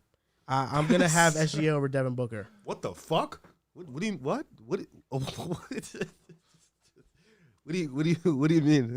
I mean. I have SGA over D-Book. Yeah, no, that's okay. What do you mean Devin Booker would have been your second choice? Where's Curry? It's injuries. I'm taking injuries into account. But he's going to start, and then where's Ja Moran also? Whew. I think SGA's been playing better than Ja. Pardon me. I thought you meant. Ja deserves it, though, for sure. You got to think. The fan vote also, Ja is one of the league. Yeah, everyone loves Ja Moran. I guess so. This is my picks, though. That's facts. I'm just thinking what we think is going to happen. No, I don't. This is not what I think is going to happen. This is my picks. Oh, okay. Yeah. Why would I make my list off of what I think is going to happen? That's what I did. No. But hey, have fun with it. That's facts. All right, fair enough. Ja Moran has been playing amazing, but I do think that SGA has been playing better than him. He's just on OKC. And D-Book, I would have had him here, but Devin Booker's missing time now. SGA has been consistent all year long for his team. and Steph's injured. You know how he's gonna be here and what? Maybe he's gonna be out for like 2 months. You know? So he'll literally be back in January. End of January. End of January. Yeah. So it's gonna be out a month. Yeah. And a month and a half. So almost 2 months from when he got injured. How quickly that elevated. He'll be back in January. LeBron is in my front court. Of course, I would have had Anthony Davis if he didn't get hurt. Zion is my other front court guy, and Jokic is my center. Of Anthony course. Davis is gonna be back. Yeah. Well, I didn't take injuries as much into account. I took it into account. I don't know when he's in. I mean, I'll do it when it's like 15 games. I'll redo it later down. Yeah. For me. Also, hold up. I want to mention my snubs, I'm so sorry. bro. I'm so sorry. I feel like Domantas Sabonis deserves some respect here. For sure. Okay. Is he a snub though? Yeah, you can. I think you can argue him over LeBron. What? You can't. Fuck. Domantas Sabonis is averaging 19, 12. LeBron has been playing better. LeBron's averaging And 27, 6. 28. And LeBron the has Kings been have playing been better. winning. Stop. Yes, the Kings have been winning, but But LeBron nice, has been come on. playing Sabonis better. is the most important player on that team. No, I get it, It's but Bron. LeBron's been better. No, it's LeBron. No, But he should not be LeBron. over LeBron. But Sabonis has been all around. He deserves his amazing. flowers, but He's we're been important. just not going to put him with these Of course, five not right over now. LeBron, but A this snub year, is somebody You who just said should over could have LeBron. made this year, it. who's having a better year statistically? LeBron. Plus winning. Oh, Plus Sabonis. That's why. It's just Plus winning though. winning? It's literally just the winning. What do you do you mean plus statistically? winning? LeBron's been significantly He's been better. insane. Significantly, Yes. the playmaking has been the same. Okay. The rebounding, Sabonis is better. Who's LeBron passing to? That's What are we gonna doing score. here? I'm saying he just in points, he's just better than Sabonis. The Kings have So 4 more in wins the than the most Lakers. imp- Is that what we're gonna do? Yeah. The Kings Really? have Talk about the 17. seeding. You guys talk about the Lakers have like we're 17. garbage. No, I thought the Kings had way The more Lakers wins. are I thought 13 they and had- 19. The Kings are 17 Wow, I thought 14. they had way more wins. So I'll be 4 honest. wins doesn't do enough for me to, you know what I mean? Put But Sabonis has been Sabonis. Sabonis. He has been the deserves most his important flowers, and player on I the Kings. respect you for bringing him up, but not over Bron. The front court is loaded. What are you gonna do? I know. I'm just saying, Sabonis deserves a case. He deserves He his has a flowers. case. He doesn't deserve a case. He deserves his So flowers. Sabonis deserves a case over LeBron, but Tatum doesn't have a case over KD. I never said Tatum didn't have a You case. You didn't add him as a snub though. You didn't say I him did as a say snub. he was snubbed. I don't I, think after so. I You said did. my I don't front think court, so. No, you I actually literally did. said You did. I Jason didn't Tatum hear is a it. snub. He did. What are we talking about? Why didn't you say Pascal Siakam? Because he's not quite on that tier. Neither is Sabonis. Sabonis has been better than Siakam this year. That's debatable. Individually, Siakam has has been been amazing. amazing. Well, actually, he might have just Just lied. the points, but playmaking wise and rebounding wise. Playmaking, Sabonis is better. Siakam's been that guy. I was going gonna to say playmaking. How many assists does Siakam- Pascal Siakam average? 8. I was gonna say 8? Yes, think yes. That's not a crazy statement. 8. He averages 6.9. 7. I was close. Bro said 8. That's one So off. 5 He was at one point. I was gonna at one say point he was yes. averaging 9. Nah, Siakam is a very underrated playmaker. Siakam's also the leading scorer on that team. You got He's Fox the over scorer. No. Siakam's not on the tier with. What I meant is that Siakam's not on the tier with KD And and Tatum, not the Sabonis tier. I'm sorry. You know, Siakam would definitely be up here, but in the West. I apologize. Yeah, if this was the West, Siakam's over LeBron. Is he not? Bro, he's averaging 27 No, he's been a dog. He's been and amazing. 7. He's averaging more assists than LeBron, more rebounds, and the same amount of points. I'm just saying, Is he not Sabonis. over, no. Answer me that though. Is What? Siakam not over LeBron this year if he's in the West? I have a hard time putting him over Bron. Like, bro, I have it's a hard LeBron. I time. get No, it. but Like, I what- get it's LeBron. But if we're taking a name brand out of it and just to play this year, But that's what I'm saying. Though. You said Sabonis has a case over LeBron, even though he's not on that tier. But I'm saying, even though Siakam's not on that tier with Tatum, Kevin Durant, he's been really, really fucking good. Same way how you saying Sabonis has been really good. Siakam's been a dog this year. Like, he's been that guy. So you No got to doubt. give him some respect. You know, he's been amazing this year. no doubt. Sabonis. Giving me a headache. Who's your 5, I'm bro? sorry you guys are not high on the Kings, man. Watch the film on the Kings. Sean Stop Watson touchdown. slacking. My West. Yeah. I made 2 because I did the injury one and I did the not injury one, but I'm gonna stick with this one until like more games get brought down. So Luka and Steph on my backcourt comfortably. SGA gets some love. John Morant gets some love. Devin Booker. John Morant, Devin Booker, best 2 players on one of the best teams in the West. They've been amazing. SGA's been like one-on-one ISO dog all year, consistently keeping OKC afloat, putting them on his back every night. So those 3 definitely get the snub award. But Luka and Steph, I got them at 1 and 2.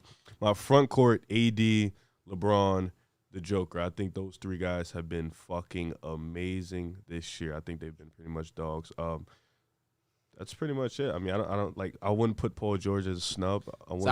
Zion would have been he would be in if AD's not playing, he's getting in. Correct. I think he even like LeBron and him is a debate right now, like because the last 2-3 weeks Zion's been pretty much a dog. So but AD I think has been comfortably better than Zion this year. I was gonna say the Joker has been outside of the comfortably first better like than 2 Zion weeks of the season, we've seen Zion be Zion. Yeah, so I think Zion definitely would be a snub. But I have him if those don't play. Who's your front court? AD, Jokic, and who? LeBron. Oh, LeBron over Zion? I'm like it's like with him it's like Tatum and KD for me. LeBron, yes, LeBron. I would probably put Zion over so LeBron, long as though. LeBron's in the league, he's going to start the All-Star game. It's that simple. That is probably a fact. Yeah, he could be averaging 10 points a game. He will be. But starting. I do think Zion does have a big case over playing LeBron. Better, bro. LeBron. Zion. LeBron or who is Zion? Yes. Zion. Like most recently with As the of last today, couple Zion. weeks. So yes. LeBron has empty stats now. What the? I'm asking. I'm asking. No, he does that. not. And no, they are trying to win. Those are not empty stats. LeBron has been playing better, out of his mind. because the difference between the Sabonis case is Zion is playing at that level while also they're winning. top 3 seed. We're talking about Zion, who is a superstar. Yeah, he's at Absolutely. 26, 8, and like 4, but he's also winning. Fuck all that. Fuck all that. What we think's gonna happen? Who's playing better this year? LeBron has been fantastic. And if we this take year. winning into account, with There we Zion's go. the See, top now 3 we're seed in doing the something West. different. What do you mean? That's what the All-Star No, game we're is talking. about. No, mostly. agreed. Usually it I'm is. with, The I'm All-Star with game you. is about But winning. then why isn't Jalen Brown one of your starters on the other side? That is Because fact. Tyrese and the Pacers are in the playoffs right They're now. playing. Yeah, but the In the Celtics play-in. are Brown has top been 2 playing seed, better. We top thought 3 they'd be the last seed in the East. You're going off expectation. Brown has been playing better. Jalen Brown's been playing better than Tyrese? Yeah, I think so. I don't think so, bro. I do not On think both so. ends, I do think. Tyrese is outside the of top 5 playmaking, playmaker in the The league. playmaking. Yeah. statistically, that's hard. yeah, I can probably name JB's 5 definitely playmakers a better scorer than right him. now, but playmaking it's not Name me the close. 5. 5 playmakers better than the Yes. Halliburton? Okay, you got the Joker. Harden. You got Darius Garland. You got Harden. Harden's not a better playmaker. I mean, not Harden. Garland is not a better I playmaker do than think Tyrese Garland's this the year. better, but even I'm with you. I would take Not Tyrese this slightly over Garland. No, I'm Playmaking. not talking about just looking at the stats. Who leads the league? No, in I'm who's not the better either. player. Yeah. I would take Garland over Halliburton. Well, Halliburton leads almost every single passing metric, bro. Have you Trae Young. looked at SGA? Halliburton's actual playmaking? Like, have you watched the game and see how he actually gets his assist? I'm Yes. still taking lot of LeBron. kickouts. I'm still taking LeBron as a playmaker over Tyrese Halliburton. I would also Yeah, take for sure. LeBron as a playmaker. Okay, But would you I'm- take I would Trae take Young I would take or Trae Young Halliburton? over Halliburton Trae. as a playmaker. Okay, too. so there's No, he's 5. not a top 5 playmaker, but I said name me 5. But I said he's not a top 5 player. I don't think he's a top 5 player. Well, this year he has been. Yeah, This year he had every single passing metric. Tyrese Halliburton's at top 3 in it. I don't know. I think it's been a little bit overrated, but even then, I like Jalen Brown as a scorer. And So a he's a defender. wannabe all-star? Is that what you'd say? I'm not saying that. I think he gets it I don't on the think bench. I think Tyrese is properly rated. I don't think he's overrated. I don't. And all those I mean, all you those should- assists you're talking about, every player benefits from those assists. The kick out Cool. assists. I didn't even say kick out. You said kick out. All right, so what are you going to mention? Dribble handoffs. No. The Indiana Pacers run a lot of scheme sets that give him easy assists, like fairly easy assists. But even then, I'm not even looking at the assists. I'm just talking about from an eye test basis, playmaking. I think there are a lot of guys better than him. Not a lot. I'm gonna say like 6, 7. But I don't Yeah. think he's top 5. He's top 10. Jalen Brown's not a top 10 playmaker or anything. No, he's I not. He's said, actually no, probably I one of the worst Wait, playmakers in the league. I did say playmaking, Hallie clear. It's not close. He turns the ball over more than he passes. In terms of scoring and defending, I like Jalen Brown. 27 versus 20 what? 1? 20. Who generates more points a game for their He's a team? point guard. Yeah. Easily. For sure. I But mean, the defensive Brown plays small aspect ball. of things, Halliburton is not that good on defense. Jalen Brown's a very good defender. His He's not even defense great hasn't no been more. as He's great Who good, would you this rather year, on but- your team? Tyrese, if you're starting a Depends franchise. on. If I'm starting a franchise, probably Halliburton. Just start it, the I point think it's guard. easy. That's why he's my But offensive starter. if Not easy. if I have a championship why. team, I would It's take not Jalen No, it Brown. is That pretty makes sense. easy. That makes sense. Tyrese is doing this at what, They're two 21? different things. They're different players. They have different strengths. If I have a championship team in place, I'm just taking Jalen Brown. Brown's strengths are not as good as Tyrese's strengths. And he's averaging 27. Wait, I guess. Wait, what's Tyrese's What do you strength? mean? I Playmaker, guess right? that's Playmaking, not And he's Jalen actually- Brown's he's strength improved is- as a scorer. And Jalen Brown's strength is a two-way, He's right? actually one of the Is most Tyrese efficient- Halliburton No. strength? Tyrese is one of the more efficient shooters in the league. I understand. It's not Jalen You know, Brown. Jalen Brown is a really good 3-level scorer, right? Like really fucking sure, good. he's not as good as three-point What do you mean, shooter sure? as Tyrese Halliburton. Not How this Halliburton year. isn't as Not good this as year. a mid-range shooter than Jalen Brown. Very true. Which helps. about Yes. finishing? Who's a better finisher? If I have off the top of my head, probably Jalen Brown. Yeah. Yeah. Come on now. They're both good, though. Who's I mean, also- listen, Tyrese deserves his flowers for sure. I don't think it's ridiculous to say. They just do different things. They do different things. Like Jaylen Brown has sounds like a bit of hating from Jaylen Brown's way. That's what it does. It's because Jaylen Brown is the guy that bro, he gets a lot. You talking about Tyrese getting a lot of easy assists? Brown gets a lot of. I don't even bring up Brown. Most of his buckets are one-on-one, and he's making a shot. Have I not told you Brown can't pass? I've told you. No, for sure, and he can't dribble. I don't acknowledge his playmaker at all. I don't bring it up. He's not a good playmaker. He's not good at it. So Jaylen Brown not 1A, man. He's not that. Stop playing with Jaylen Brown, man. West, who's your 5, Drew? So my 5 is pretty similar to Riv's. If Curry's healthy, absolutely he should be starting alongside Luka Doncic in the backcourt. My front court consists of Anthony Davis, Jokic, and LeBron James.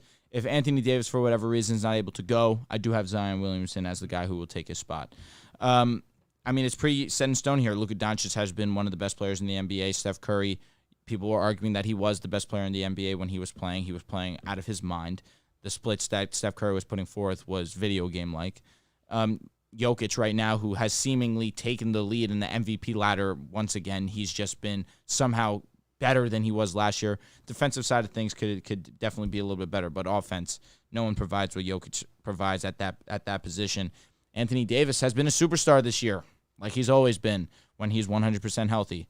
Unfortunately, he's not healthy right now, but when he gets back, he's going to continue that tear. And LeBron James, he's the king for a reason. He will be starting 100%. That was crazy. He's the king for a reason.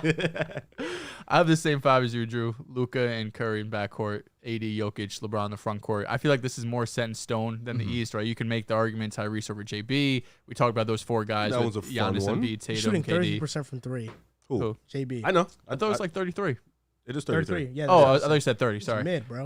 No, but this is the worst. This is his worst 3-point shooting. Tyrese is a shooter. This is his worst 3-point shooting year in how many years? He's always been this. But no, he's usually schooling around guy. like 35, 36. JB's always been his level of shooter. No, this is his lowest in years. He's streaky. Oh my god. But this 5 in the West, like you can make. Hold on, Dehls. Go ahead. So year 1, 34. Year 2, 40. Year 1, 34. Year 2, 40. Year 3, 34. Year 4, 38. Year 5, 39. Year 6, 36. This year, 33. So for the most part, he's been an average. He's a high 30s. Yes, he's a high 30 3-point shooter. From the eye test, I just see it. You don't watch that doesn't make sense. The eye test does not film. How can you have an eye test when this is just the most accurate stat you could have? He's it's literally like 37%. You know what's an accurate stat? Tyrese playmaking stats over Jaylen Brown. That's what's obvious and evident. You're disgusting. Stop playing like JB's an all-star. He's not an all-star starter, nothing. He's an all-pro. Excuse me, all-pro. All-NBA. Stop playing. I'll drop dead if he's all-NBA. Oh, shit. Now, Kyrie deserves it over him? Or Joe Harris? You know, Kyrie's just a debate, man. I think there is. Well. You know who deserves it over him, for real? Who? Royce O'Neal. Okay.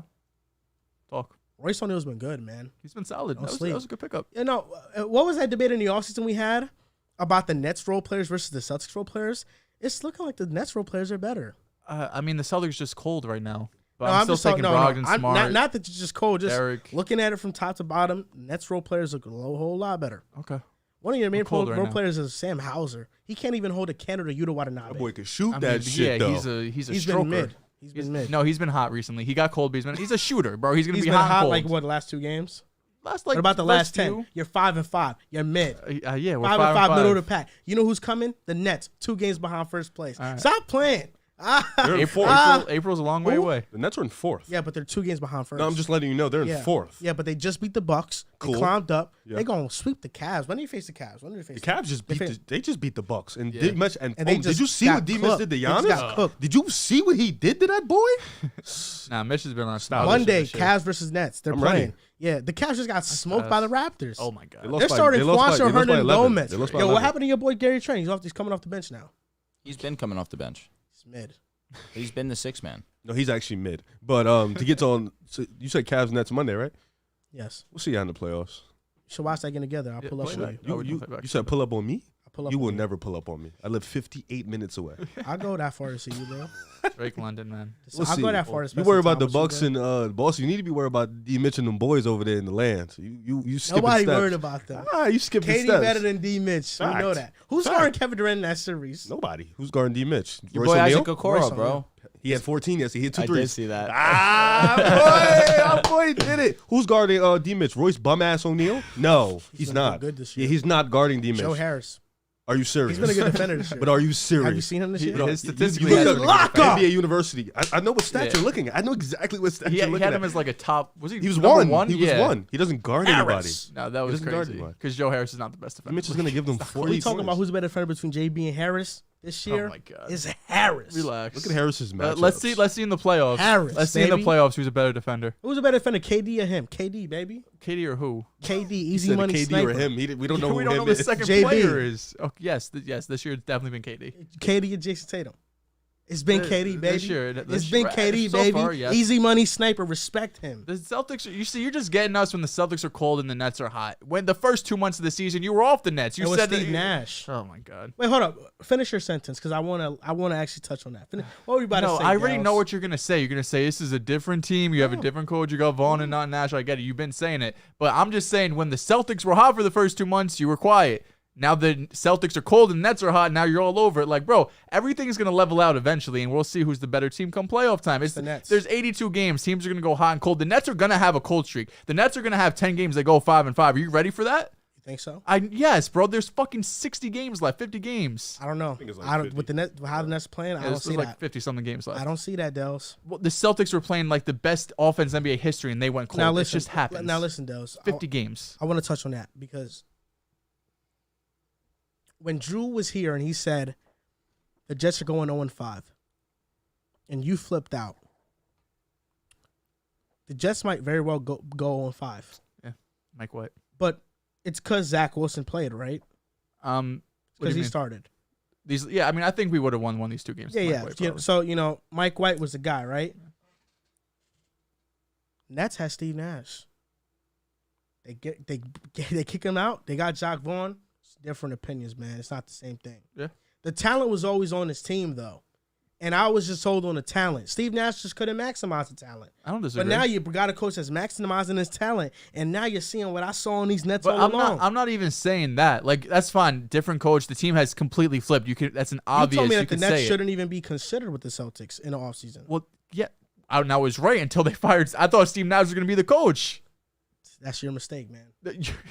You thought Steve Nash was going to get fired 2 months in? You asked me then, I would have said, yeah. No, I would have said they start out slow. That's not true. But we all thought that Steve Nash should have gotten fired. Because you were out on the Nets when Steve Nash was the coach. You weren't out on the Nets, and you didn't say, oh, but if Nash gets fired and Vaughn or whoever becomes head coach, now I'm back in. No, you were just out on them. No, I said if Ime becomes coach, I will be. Okay, well, this isn't even Ime. Yeah, it's not Ime. It's Jacques Vaughn. But I had to see what Jacques Vaughn does. You're just squiggling what do your you way mean? back. I'm not Listen, squiggling. I'm giving it to you. I'm giving it to you because. That. But what I was arguing is that the Celtics are cold right now and the Nets are hot. Eventually, it's going to flip. The Celtics will get hot. The Nets will get cold. Just don't take your victory lap too early. You have a tendency of doing that. I don't want you to take a victory lap too early. That's the only thing. Am I taking a victory lap? You kind of. Oh, no, I am just saying the Nets will whip the Celtics ass. Exactly. In the like it's kind of if healthy. I guess it's not a victory lap because you can't be a victory lap. Something's gonna happen in 5 months. This is a projection. Yes, it's my projection. But I am very confident in that projection. You should be. The Nets have been playing fantastic basketball. I just trust easy money. He makes it look easy. You're going to be right more often than not. He's been amazing. Easy money sniper. He's a tremendous basketball player. And that playoff that he had this past season is not going to happen again. We'll trust. Might have to play us. This week in the NBA, I'm curious to see what you have, Riv. Mine is from Jay Crowder. NBA GM ripped Jay Crowder for not playing for Suns amid desire for new contract. Basically, he was making a case like players like Kevin Durant, LeBron James, Steph Curry to a degree, those type of caliber players, they could sit out. Who are you, Jay Crowder, to say you're not playing for the Phoenix Suns? I love that statement. And I mean, I don't, but I get what he's saying. Like, he could have said it a little differently, but I get what he's saying. Differently. Because in a sense, Jay Crowder, the Suns are winning. Like, we may not think they're going to go to the finals, they're going to do any noise in the playoffs, but they're winning right now. You're not that high caliber player for teams to be calling for you. Like, there's a reason why you're still in the team. Not many offers are out there for you, so I think you should just go suit up, play. You know, at the end of the day, it's basketball. I love the game, love the competition, but that's my this week in the NBA. Well, mine. You want to go, Drew? No, it's okay. Go ahead, man. Mine is Aaron Gordon. I want to shout out his level of play.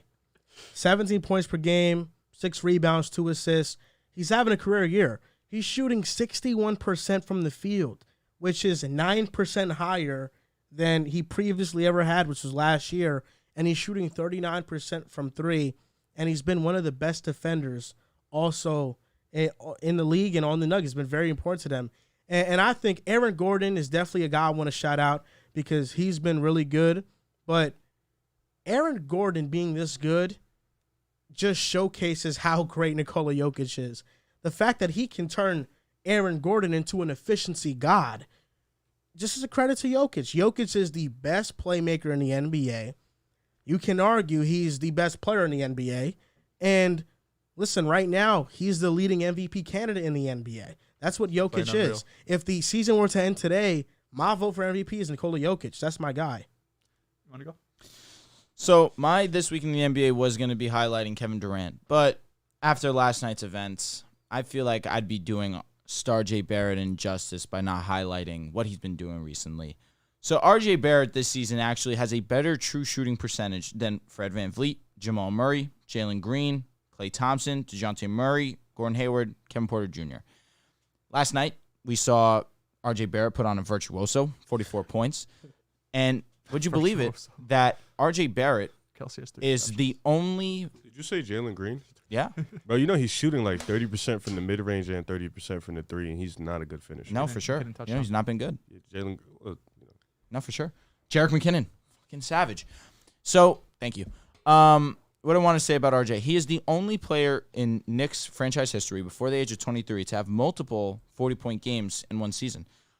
This is coming from a guy who allegedly is not a bucket getter. Let's just give Star J some acknowledgement that he's better than some people give him credit for. And that's all I wanted. He needs that respect, that acknowledgement. Star J. Listen, bro, the players you listed for that he's better than true shooting percentage-wise does not move me one bit. Hey, I mean, your boy Jalen Green. I've heard a lot of great things. He'll be the best in the class. For one, Jalen Green is in his second year, and he hasn't been efficient this year. He hasn't. Okay, Fred VanVleet had a stinker start to the season? Just saying, he has a better true shooting percentage. Yeah. And Klay Thompson. No, Klay Thompson, who was horrible. And Jamal Murray. To begin to, okay. Jamal Murray's come back from an ACL injury. Yeah, You're naming all guys that I'm not impressed with.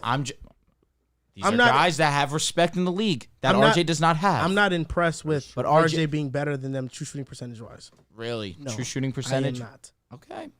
You mentioned me, Fred, who has been asked for the most part of the year. Teach their own, man. Hey, DeJounte Murray, who's not efficient. He's not known for efficiency. Jamal Murray, who's working back from an ACL injury. Jalen Green, who's a second-year player. But Jalen Green, who you've told me repeatedly is a star in the making. Yes, he is. He's not a star right now, though. But there was flashes, like Joel was saying, you like to take your victory laps a little too early. Jalen Green was hooping. You were coming here chattering, Jalen Green, best player in his class. I'm just saying. Throw some respect on can be. He's going to be the best Star J in the class. Let's just throw some respect on Star J. Jalen Green? Best what? Scorer in the class? Oh, scorer? Oh, okay. Yeah. He should be. You just changed it from player to scorer. Jalen Green is 20 years old. That's his ceiling. The best scorer in his class. Jalen Green's 20 years old. Anything less than that is a disappointment, honestly. So. Are you impressed with those names that he mentioned? Did you see me not acknowledge the names? I didn't acknowledge the names. Bro, RJ's been good. I'm not going to. Listen, he's been good. RJ's been good. Especially from where he started. It doesn't change my opinion on RJ, though. I understand. I agree. I also think. I take him over Cam Johnson and PJ Washington. Yeah, I would. Those other guys, DeAndre Hunter. This is the problem with Knicks fans and RJ supporters. They want people to put RJ on this pedestal, which and then if we don't, we're casuals or we don't know the game. Not you. I'm saying. I know. We don't know the game. Where it's like, no, one can admit he's going to be. He's a number 3 pick. He's in year 4, 5. Sometimes rarity 6 is the years you start understanding what type of player a player is going to be. People were very critical on RJ's start this year. He was dog shit. If you want to, was dog shit. If you want to say that, wasn't good. Fine. He's gotten better. He was averaging the same amount of points that he finished last year with. But he wasn't. He was shooting poorly. Yeah, for and sure. He was a horrible finisher. And the Knicks were losing a ton. He was a horrible finisher last year, for sure. This is not good as a wing, a 6'7" wing that's that strong. The way that he started, where he was quote unquote bad, was where he finished off last season he was as bad a whole. Most of the year. That's not true. He was last bad year, half of the year. He was bad the first. He was bad the first month. He was okay in December. December. January, he was amazing. Last year, he was one of the best guys that get into the rim, but he was one of the worst guys at finishing. Absolutely. That is literally the dumbest shit I've ever heard in my life. But now we're reaching that point in the season where RJ's getting comfortable. Okay, but he's getting to the basket and he's finishing well. Finally. It's only year 4. Dude, these last couple of games, he's been pretty super efficient. He's had an amazing stretch. He went 14 of 20 last night, 11 for 19 the game before that. Who do you think has more potential? Let's hear this. Or right now, who do you like more, Tyler Hero or RJ? Tyler's been bugging. Tyler's been more consistent to start his career for sure. Who you like, though, better? It's and close. For what reason? I seen you put up that snake ass would you rather till you thought you was slick. I knew it was you. It was ugly. I knew it was you. Tyler Hero. Defense matters to me. Anthony Simons. You love two ways, so yeah. you love two ways. Keep Anthony Simons or RJ. Anthony. So then Tyler Hero. So without question. But Anthony's better than Tyler Hero. I understand, but they do the same things. Anthony just does it better. I understand, but I'm saying Tyler Hero does the same. He's on the same trajectory. It is mad close. You're forcing my hand here. I think Tyler is a better playmaker than. And I think Tyler Hero has what's Tyler? I think that statement's hot. I only say that because when Dame's in the lineup, his playmaking role is less. But when Dame's out, he can easily take over that role. But Tyler does that behind Jimmy Butler. But Tyler Hero does that regardless of who's in the lineup. You're right. He does that. You're 100% right. So I think Simons is more of a secondary. But I feel like Anthony knows how to adapt to his role. He does. He knows how to play. Yes, he knows how to play. So what's Tyler Hero's ceiling? Consistent I feel all-star? like it's what it is right now. So is that not RJ? Huh? Is that not RJ? No. So RJ can be a consistent all-star. No. Tyler Hero's not a consistent all-star. I'm not saying he is. I think Tyler Hero is like, he can have a great year where he becomes an all-star maybe once, but yeah, he's this. I think RJ's this. RJ can be a 1-2-time all-star. Especially if RJ, could progress more and defensively, especially. I don't think he has the upside that Hero does. Like there's a lot of players in the NBA. There are a ton. Tyler Hero is a really good player. He is really good. Maybe sometimes great, right? We come off disrespectful towards Tyler Hero. Is Tyler Hero on the landscape of the NBA mid? No. He's a little bit above that? Yeah, I'd give him that respect. What do you think, Riv? I think mid. You call him mid? No. I call him mid. Yes. But my God. Wait, listen. I do it as a joke. But under the landscape in the NBA, I think he's above. He's above average. He's above average. That's RJ. He's above average. Except Miami Heat fans. Yeah, for sure. Yeah, They talk I about do think Tyler Hero like RJ Barrett has a higher ceiling, Correct. but I think Tyler Hero will probably reach his ceiling. Yeah. I think Tyler's more susceptible. But no, Tyler's already reached it. No, I think he can get a little higher. What is that then? I think he can make an all-star game. I think he can make one or two. He's a better shot player than RJ, without a doubt. Scorers a herald I'd call Tyler Hero a bucket before I call RJ. You're getting rude. You're getting. Is that rude. not facts? No, but I understand. He's a better shot creator. Tyler Hero's a 3-level scorer. Bro, he was calling him a bucket as a rookie in the bubble when the bag. finals run. And then he was mid the year. Hit the after. midi, get the three, got the free throws. He looks just more smooth. Maybe it's because he's the lefty. The shooter. I don't know. Shooters are very important. Yeah. In the NBA. And he I'd can rather create his call own him shot. a bucket than he can play make for others. He just can't defend. I bet you exactly. But if RJ can, But if RJ could get the problem with RJ is his offense is so ninky. You know what I'm saying? Like it's so ugly. It's but if he gets all, that's what I said. RJ's ceiling is higher. And the defense also is what allows me to favor RJ a little bit too. Yeah, I do think RJ's You're ceiling projecting is more with RJ. You're expecting it's like him to make well, these. the Tyler defense Hero, is you already there. know right now the defense is there, and offense. We've already seen flashes from RJ. Again, the only Knicks player under the age of 23 to have multiple 40-point games in Knicks franchise history. We've had some good ball players. Like who?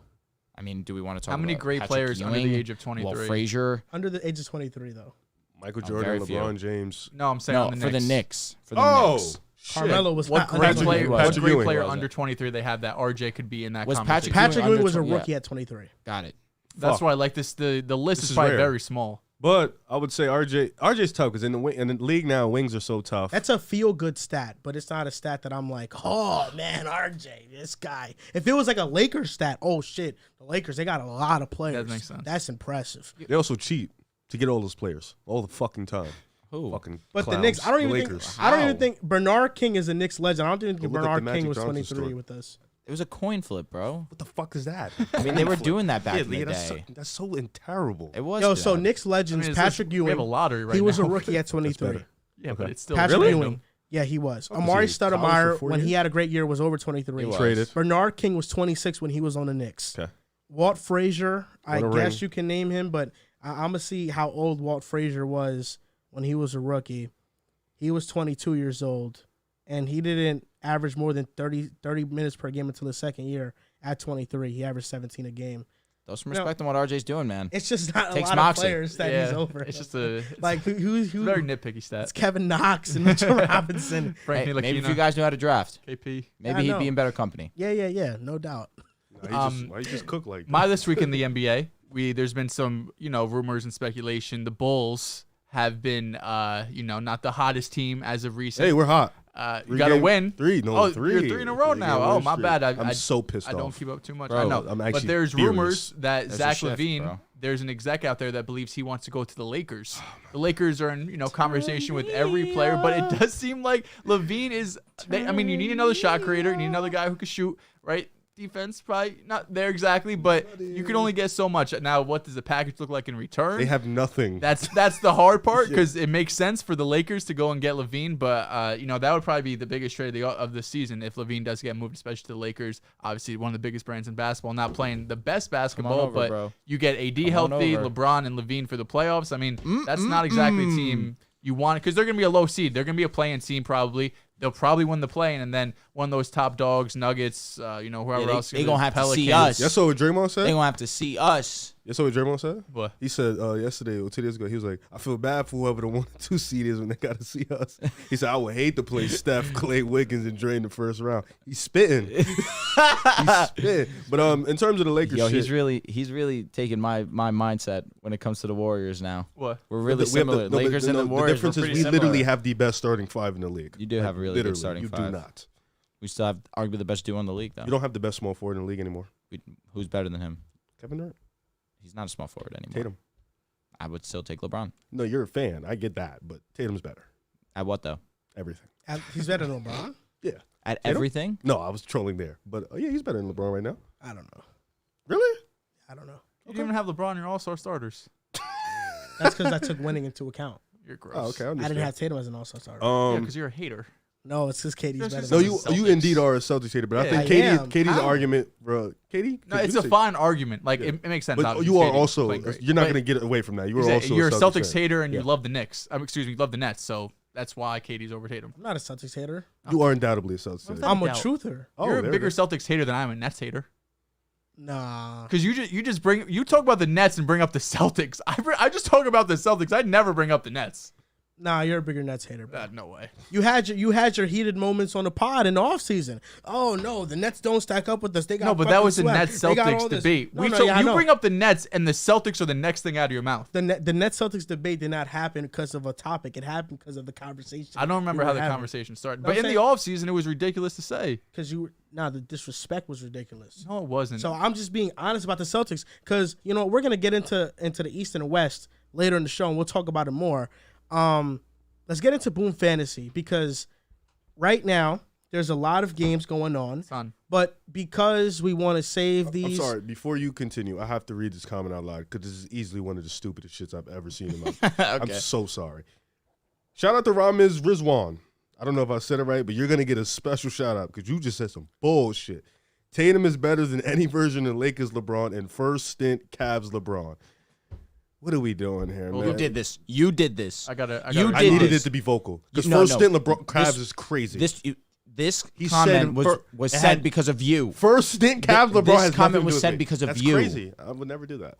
I'm thinking of this year LeBron. He's mid. He's spitting. Mid? I'm trolling. You saw what I said in the comments? What'd you say? Bro clears. You're sick. Okay, Boom Fantasy. Boom Fantasy, and these lines are for tomorrow's primetime game. We're getting a real treat, the Bucks and Cardinals. It's going to be a big-time game. So, NFL Sunday primetime picks, Boom Fantasy picks, Tom Brady over or under 272.5 passing yards. Over. Tom Brady virtuoso. Get ready for it. Classic. I'm smashing the over on this one. I'll take the over. Chris Godwin over under 67.5 receiving yards. Send it. Smashing the over. I'm going over. I say he's going to get 1,000, and this is where it starts. There's no doubt. James Conner over under 18.5 receiving yards. Receiving, ugh. I don't love that. Is Colt even players or McSorley? It's McSorley. I think, it is. Over. Fuck it. I mean, we know what Riv's going with. Over. I am going to go under. 18.5. It's not that much, backup but quarterback. I feel like he'll get the over on this. And DeAndre Hopkins, last one. DeAndre Hopkins over under 60.5 receiving yards. Smashing the over. I could have said 90 or said the over. I would have said he would have said 100. I would have said no. That's D fucking Hop, boy. Yeah, over for sure. Respect him. Carlton Davis did play very well last week against D-Hop better Jamar. than your franchise. I mean, And you know what? I think receiving yards for James Conner, let's get rid of that. No? I like this other one more. Okay, let's hear it. James Conner over under 69.5 rushing yards. There we go. Now that's interesting because James Conner has been one of the more slept on running backs. He's been playing very well recently. I mean, recently he has not been mid. Under. I'm going under on this as well. Dehls, I'm different. Dude's a scrub. What's Connor been doing recently? He actually has been really good. Let's define really good. He's averaging like 3.8 a carry. I mean, he could take a look at it and let me know. That's ass.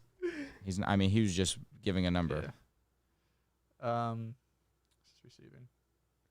Last few games, he had a big game against Chargers, 25 for 120, then 15 for 85, 16 for 63.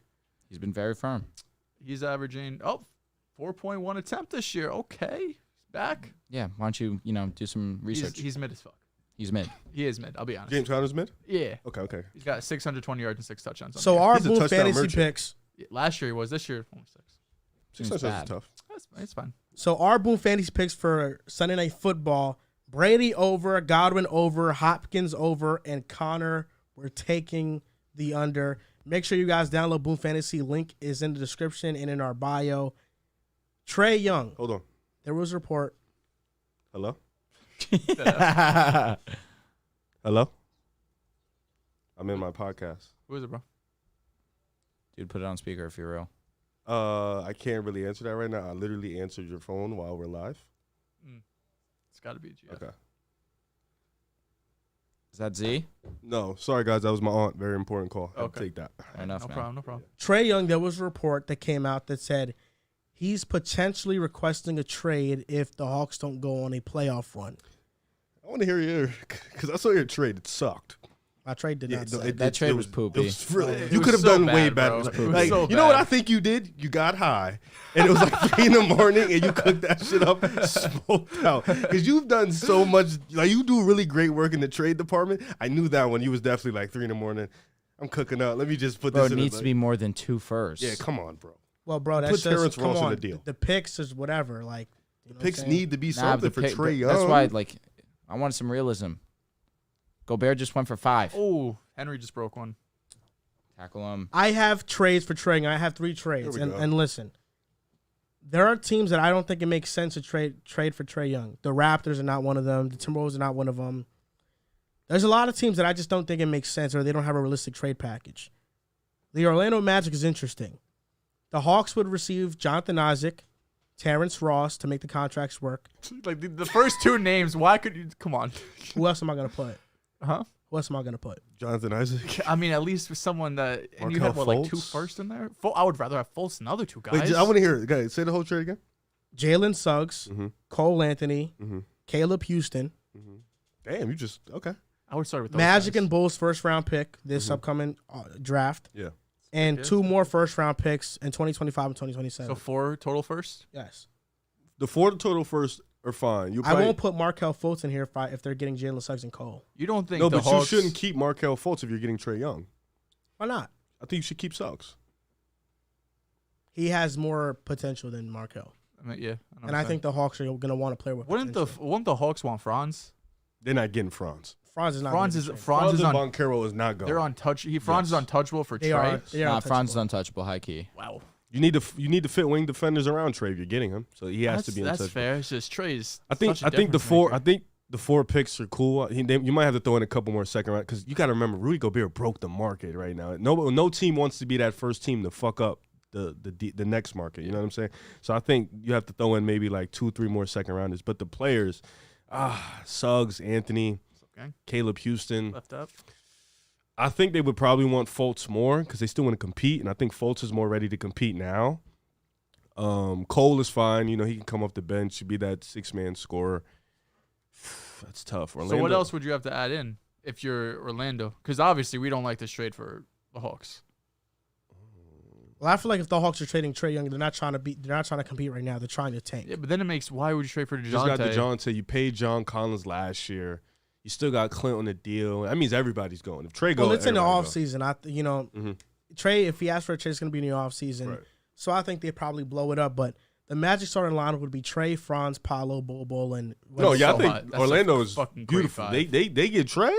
Oh my God. Hawks would be Jalen Suggs, DeJounte Murray. Ooh, it's ugly. DeAndre Hunter, Collins, Capella. That's a bad team. And their bench is Cole Anthony, Bogdanovich, AJ Griffin, Jonathan Isaac. Bench is fine. AJ Griffin should be starting next year. They should be shopping for DeAndre Hunter trades right now. Suggs and DeJounte in the backcourt is nasty.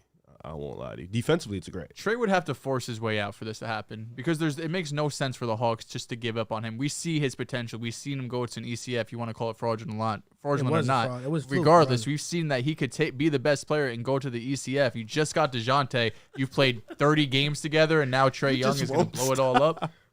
It was a fluke run, bro. It's one of the biggest flukes I've seen. You've seen, really? One of the biggest? Okay. I haven't seen many things as bad as that in terms of. It was sickening. What about the Suns going to the finals? Yeah, it's one of them. Yeah, the last couple of years, we had some big flukes. Yeah, I guess, yeah. Some flukes. I don't know. I like the Hawks, though. It's very fluky. It is. They're not going to do anything with Trae Young, bro. I'm going to be honest. Outside of Orlando, where do we... Unless they get a second star, like legit, not a DeJounte... No, Boncaro's there. Not a DeJounte bullshit star, you know what I'm saying? Like a real star. He's saying like the Hawks. Anthony Davis star. Why the hell are you looking at me directly? I'm saying. Why are you disrespecting DeJounte like that? You've been very quiet about D'Lo. That man been balling. Because your deal is done already. I don't need to talk about it anymore. If D'Lo's a fraudulent star, what's DeJounte? D'Lo literally got in because he was a fraudulent star. So what's DeJounte? DeJounte got in the same way. Fraudulent star. Yeah. That's all I'm saying. But DeJounte's better than D'Lo. Maybe slightly. But he's better. And just because two-way defensively he's better, but D'Lo offensively, he's way better than DeJounte offensively. He's not way better. He's just a better shooter. No. And he's streaky. No, I think he's better offensively. Think so? He got more of a bag work. I don't know about that. I know. Nah, that's crazy, bro. DeJounte's shifty. In terms of a shooter, shooter that left-handed stroke. DeJounte's a better mid-range shooter than DeAndre Russell. DeJounte don't got the stroke D'Lo got. D'Lo got a good stroke. Okay, I'm not going to go further on that. Yeah, because that was nuts. The D'Lo and DeJounte doesn't really matter. Both not moving the needle. So. The Hawks traded for DeJounte to be a top team in the East, and they're mid, like because they're frauds. But I think this trade does make some sense, for both sides. Do you have Markelle included in this or no? No, because Jalen Suggs and Cole Anthony are included. Okay. At that point, I think if they get the 2023 Magic and Bulls first round pick, those two could be lottery picks. I feel like for this trade though, Cole Anthony has been playing better recently, but you're giving up the Magic's loose ends. Like Jalen Suggs has been disappointing. You're trading away Trae Young, and you're not getting really. I mean, I guess it's the picks. That's what it is. 2 lottery picks in this draft could change the trajectory of your team. John, I've seen that clown. DeJounte's overrated, bro. He's not that good. Not that good's nuts. Not that good as John over here talking about DeJounte being overrated. This is the same guy the same guy one summer was propping up John Conchar. Let's sit here and really evaluate this here. Like, what do we? No, we can't. What are we gonna do? Win one more game? Nah, he was right about Franz though. What? John. Oh yeah, A+. He was right about Franz. A+ take.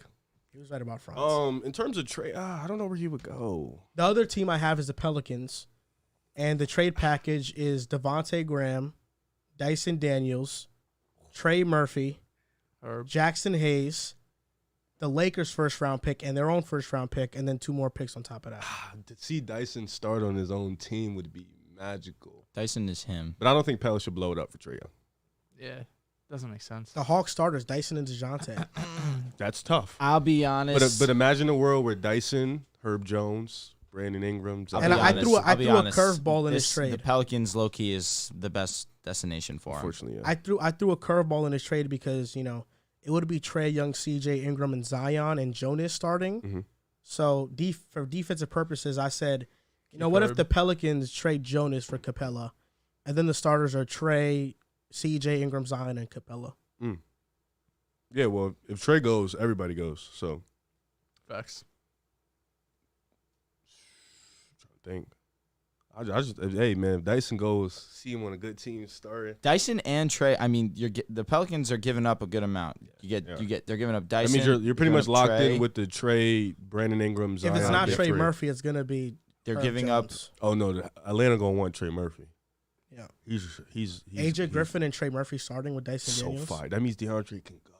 Thank God, DeAndre can go. That Lakers pick is gonna. Who knows what it could be? We know what it's gonna be.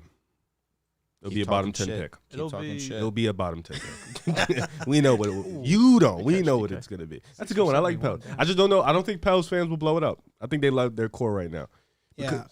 If like I said, like if a trade happens, it's gonna be in the offseason. Yeah. So the Pelicans would have seen what this core does in the playoffs. Because what if like what they need. I'm not saying Trae and Gobert are the same player, but what I'm saying it could happen last year where Minnesota has the first round matchup. They feel like they got that core, and then they trade away for a star, and now it's a mess. Not saying it but you still have to have that thought in the back of your mind. The Pelicans have a good young core. The fans gravitate to this team. They have Zion. What could happen if they go make a run in the playoffs, and then they go trade? Like, say, for example, like, you think they can go to the finals. They go to the finals. Why would they need to go get Trae Young? You know what I'm saying? They just went to the finals. Trey Murphy's going to keep improving. Dyson Daniels is going to keep improving. Like you said, it really depends on where they end up at the end of the season. But this is tough for Atlanta. I mean, talking about they traded for Trae Young. They traded Luka. They basically traded Luka away for Trae Young. They got Trae Young. They got fleeced. Fleeced, yes. Okay. You know, he went to an ECF. They got fleeced because Luka's generational. But Trae's really fucking good, too. Then they go send 3 picks out for DeJounte, all for it literally 4 or 5 months later. Trae Young.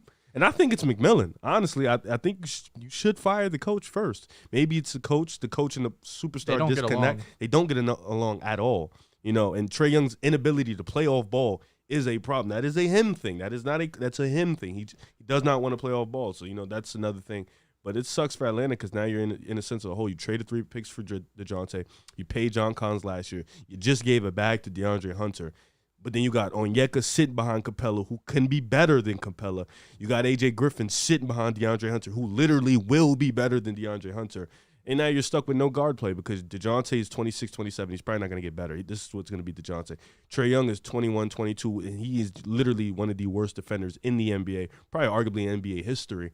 And then you have him. Now he's on the max. You're kind of stuck in limbo at this point because this team is full of money, but no real ceiling because I think we all can agree this is a first-round exit team, second round at best if they get lucky and play a team that they can beat. Yeah. Oh, yeah. At absolute best. They probably get smoked in that second round.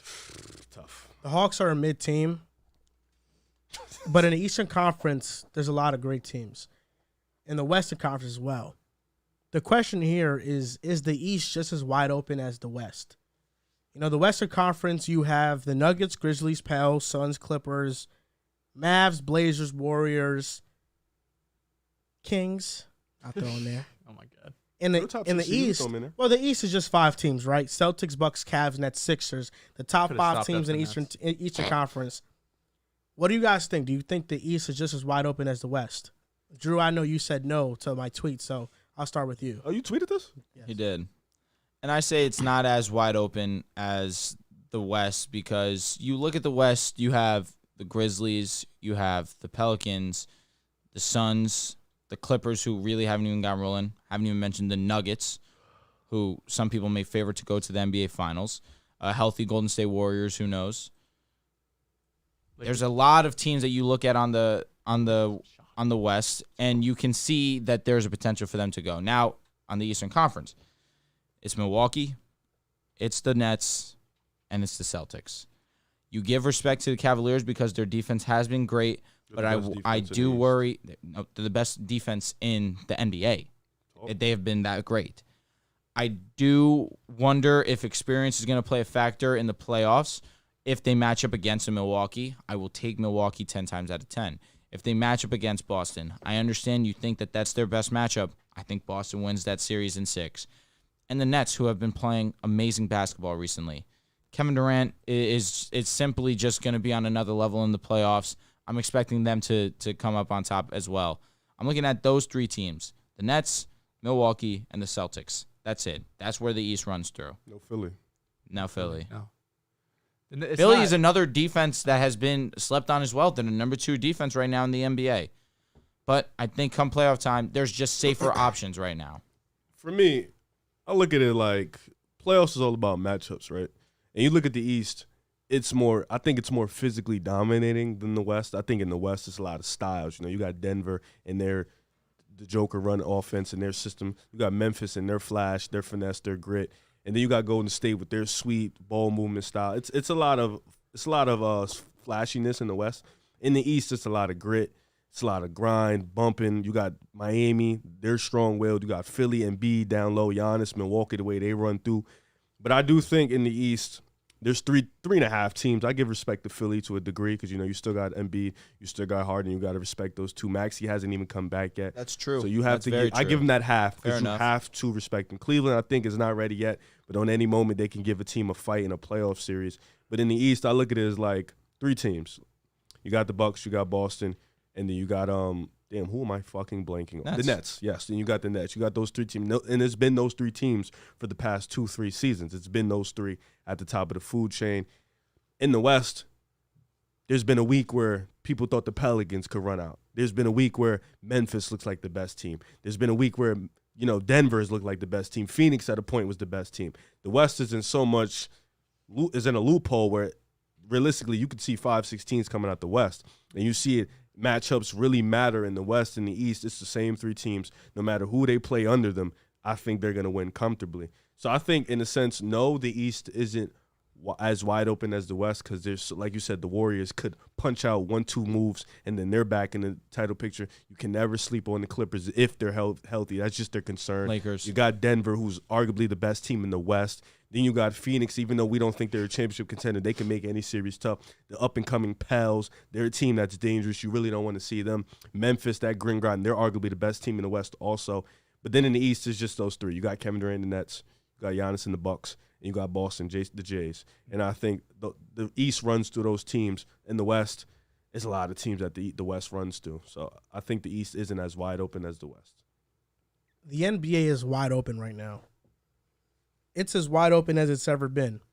And I know that as of recently, when you look at the history of the NBA in the last 10 years, there hasn't been this feeling because it's been LeBron's coming out the East, right?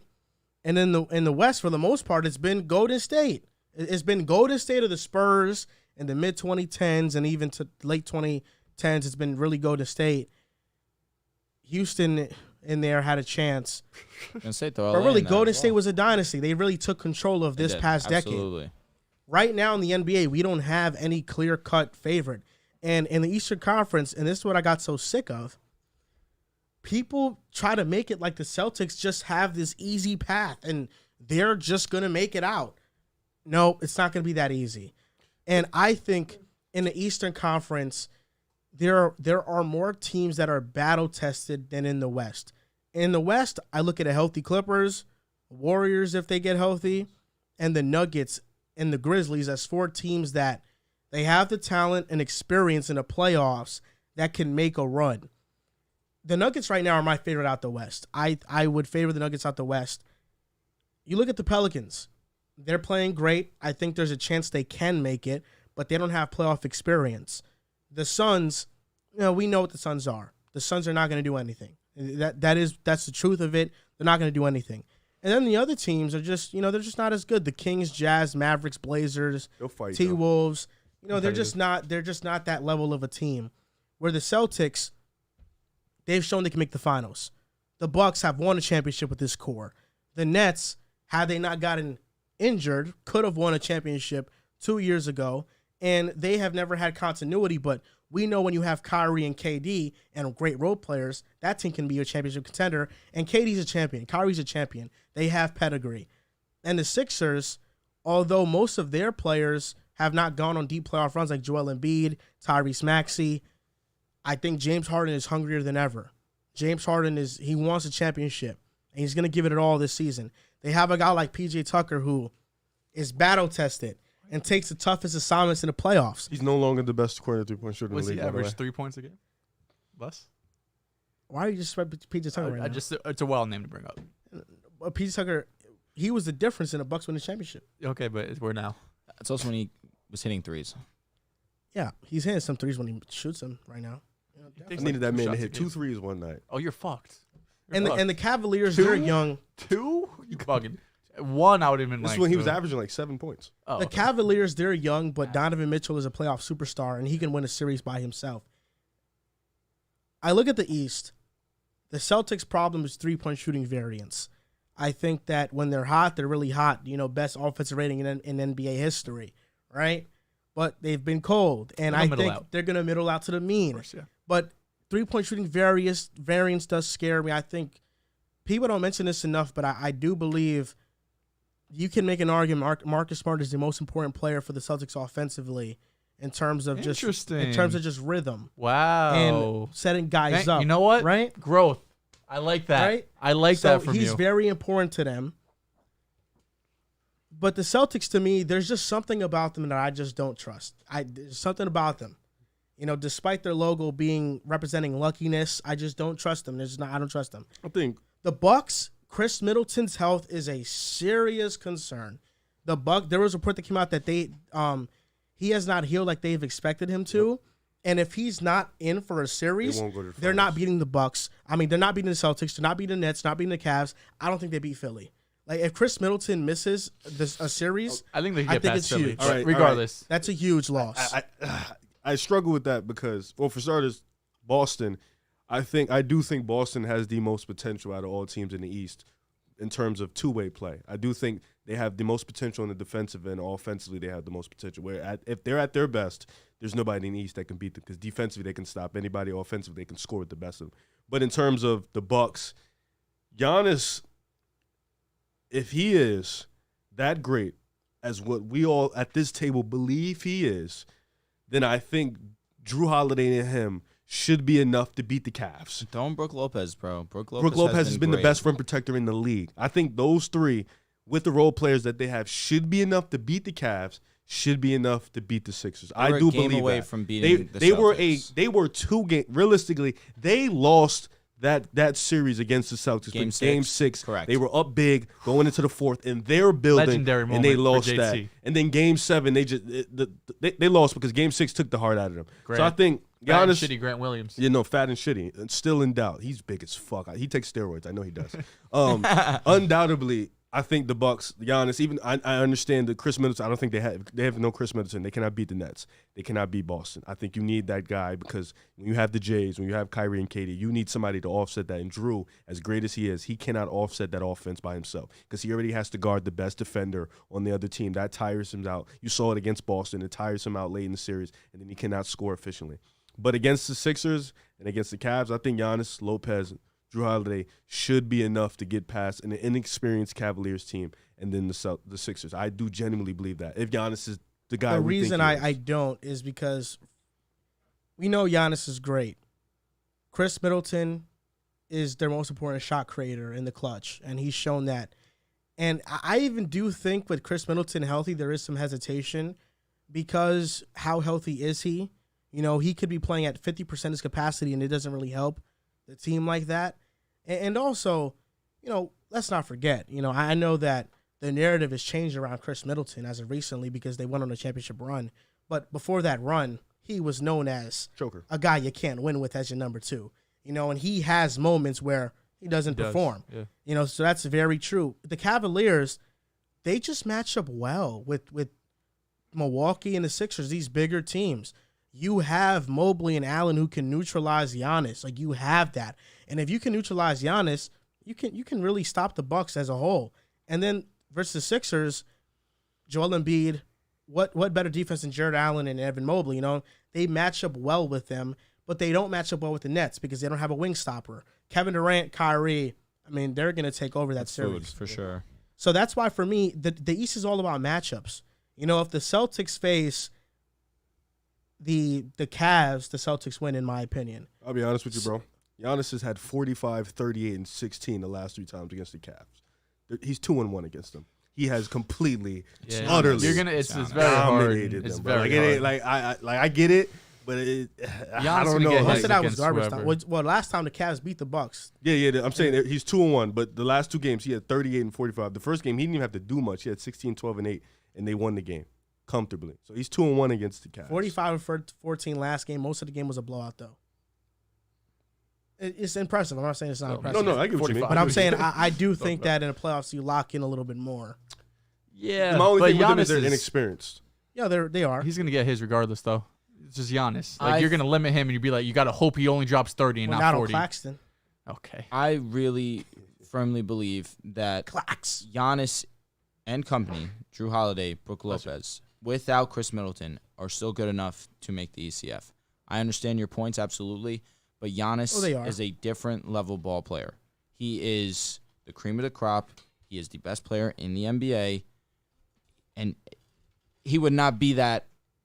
If I did not feel that he was not the best player in the NBA, then your stance has a very good base. But Giannis is different. And I feel like with the Eastern Conference, his experience, the Bucks experience as a whole, the way that Brook Lopez has been hanging down low recently, the fact that Jrue Holiday does take the toughest assignment, and the fact that Jrue Holiday still has the capability to give you 18 to 20 on any given night, I believe in the Milwaukee Bucks, no problem. All in all, my finals. And Javon Carter also has been great defensively. Defensively, that's what I'm saying. Defensively, they've been amazing. All in all, my finals is going to be the Nets and Nuggets. That's my right now. This is my picks. Yeah, no, we're not doing this right now. Is this your pick? Nets Nuggets. This is stamped. Or are you going to change it? I like it. Nets Nuggets. Let's see when the Nets go on a 10-game skid and they go 4-6 or 5-5. That's why I tell him don't say anything until later in the year. I just think more than anything, we're just looking at these two conferences. The East is just more top heavy. The East has more dominance up top than the West. Let's have a little fun. You said Nets and Nuggets are your finals right now. What's your finals right now? Let's have some fun. You know, obviously, I'm taking Boston right now. The West is hard for me. I'll go Boston and Memphis. You saw what Josh said. I'm torn between Memphis and... You know I love me some Ja Morant. I ooze about Ja Morant. I think that's my WCF.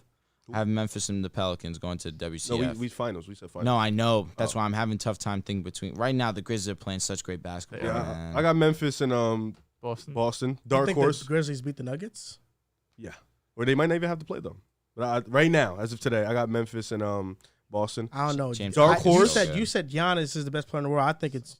I like Jokic, man. I think I've said Jokic is the best player in the world. Jokic is just different, and Aaron Gordon. Dark horse Clippers though they've been getting. They just need a right game against Boston. Now all of a sudden they're rolling.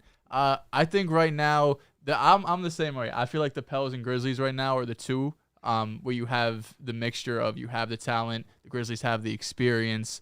That's tough. That is tough. I think I would slightly lean Grizzlies right now just because of the experience, but.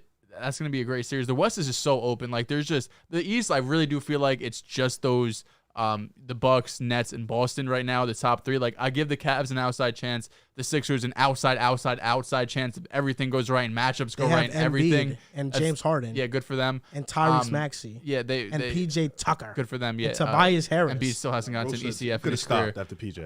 And DeAnthony Melton. Okay, right. Here we go. And Shake George's Milton. Don't forget Shake Milton's been good. No, he's good. He's one of the better backups at the guard position in the league. But the East, it really just feels like those top three, while the West, you have so many. You just have so many teams that could do it. Really and honestly, some of two of the best teams that we think could have gone, the Warriors and Clippers, we're not even to have that conversation yet. I still think it's Boston out of the East. I'm not overreacting to this skid. They were incredibly hot. The last few games, they've been shooting like 30%, 29% from three. They're going to even out. Clippers, dark horse. I think they can beat any team in the West. I agree. The Warriors. But that's why there's no dark horse. Is there a dark horse in the East? Yeah, because nobody's talking about the Clippers. So you can consider them a dark horse. Like, nobody's speaking about them. He said the East. Oh, I'm so sorry. That's why I got East so would be confused. Cavs, but even it's like... The Sixers are the dark horse in the East right now. Yeah, them too. But the Warriors... And the it's like the Clippers, I see a path. The Warriors, unless they make a move... Listen, I think the Nets are dark horses. No, they're not. They are. Because I feel like people are not respecting the Nets, bro. Oh, my God. You can't be called. You can't prop them if up you have as a team, the best team if in the KD league. is a dark horse, there's serious concerns, bro. Like, what's going on? I mean, Kawhi. James Harden's a dark horse. Kawhi don't play. If I had to say, well, if they're a dark horse, he has to play. Right now, if Kawhi won't play 30 games, they wouldn't be a dark horse. Right now, most people are looking at the Bucks, Celtics, and that's what they think. I think people are starting to see the Nets. But I think ball knowers are like the Nets. Well, you have to remember Nash was the coach, bro. Yeah. That's why people were like, you know what I'm saying? Like, Nash was the coach. They were kind of good. So the Nets play on Christmas? No, they have off, right? Yeah. That would because I feel like that would have been a coming out party if they played the Bucks or whoever and they had a big game. Then they would have. They just cooked the I know. I'm Bucks saying bad. on Nash, like right on, on Christmas Day. Like I feel like the Nets could have had a statement on Christmas Day, and then the general public would be much more open. The Bucks love to talk shit like they ain't make it out the East because the Nets were injured, bro. Okay. The Nets were winning the championship that year. Stamp it. You love talking about it's and buts, you know. What the hell they should have won a championship that year. You a Nets fan? He is. He's a bigger Nets fan than Knicks fan. Right? It's actually the not Knicks close. are winning, and he hasn't said a word, we bro. haven't heard a word about them. They're not contenders, bro. I spoke more about the Knicks. You did. These last couple of shows. You're a Knicks fan.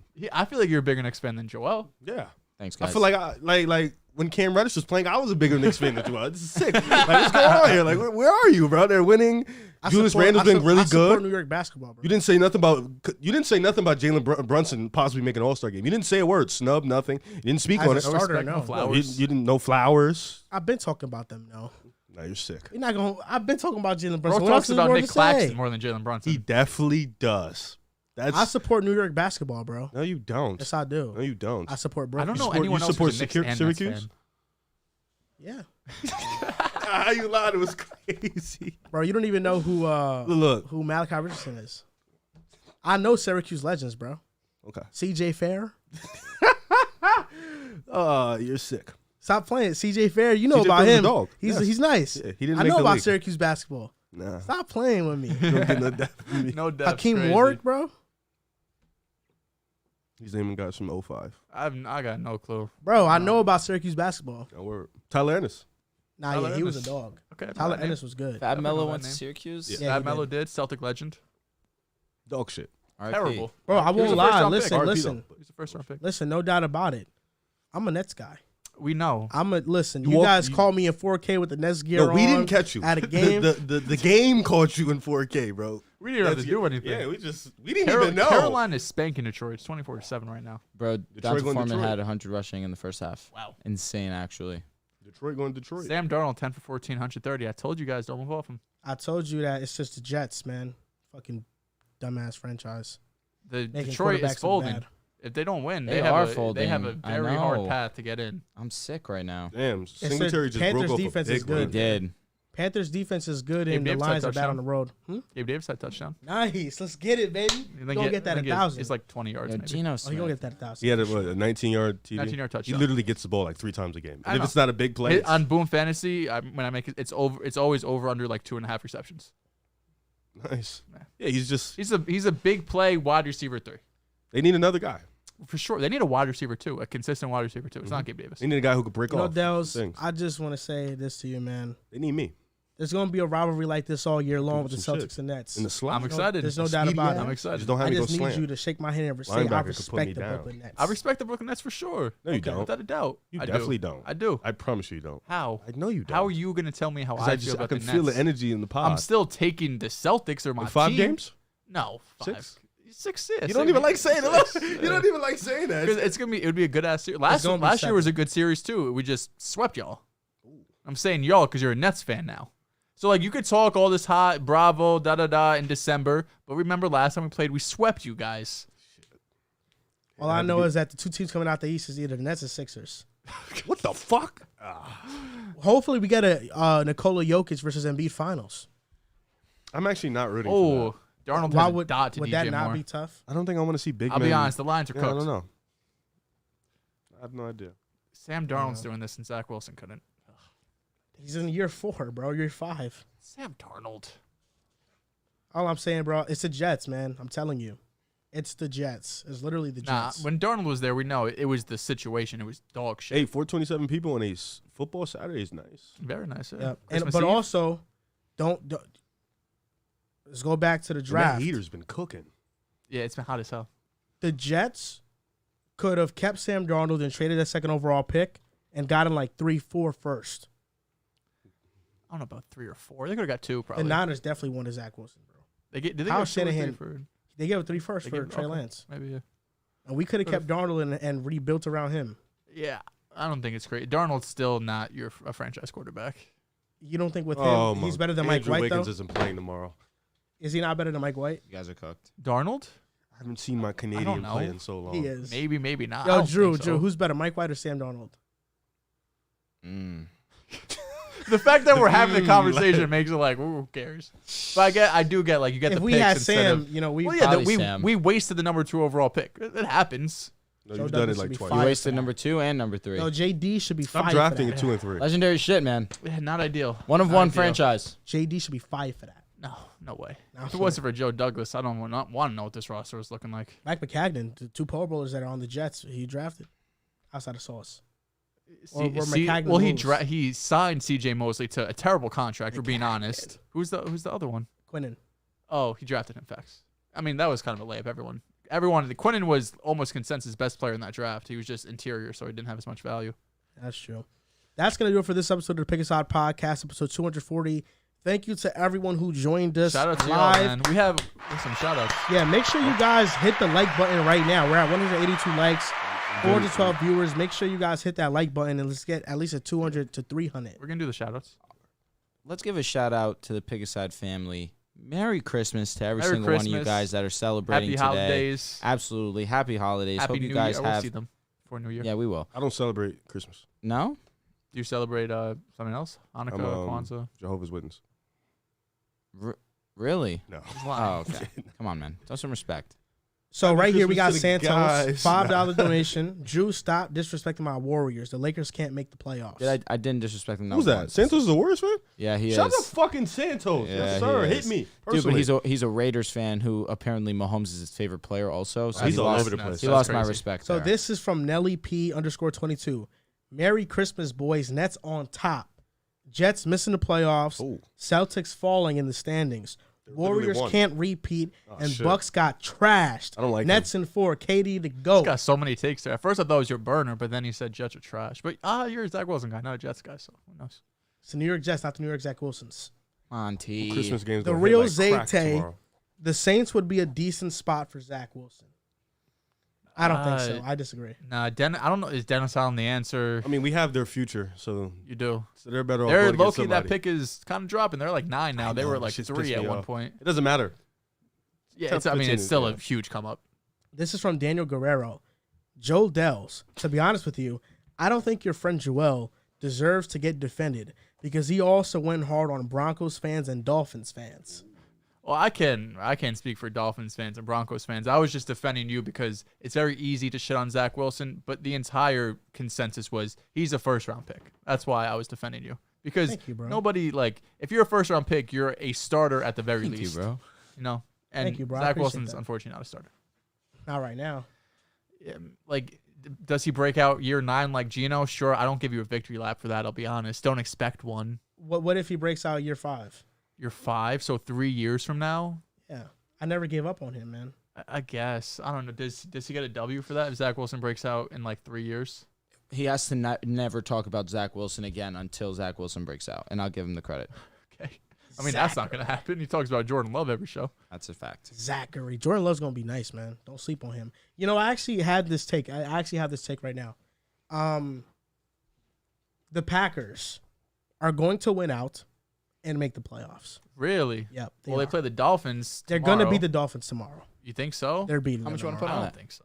How much you want to put? I They don't have know. me. they play the Dolphins, Vikings, and Lions last 3. They can beat all those. The last 2 games are at home, which is a big W for them. Definitely, can you got beat 2 those dome teams. teams coming outside. All right. How much James we putting? Cook is having a really and they good beat the game. Dolphins? Yeah. What's he got? I'll Singletary bet had you a big 25 5 rush, $. 81 yards, a TD. Oh, I just saw the run. Yeah. There's James Cook. He's a savage. James Cook's been balling. I mean, never in doubt. Never in fucking doubt. Bills Super Bowl. Some people doubted it.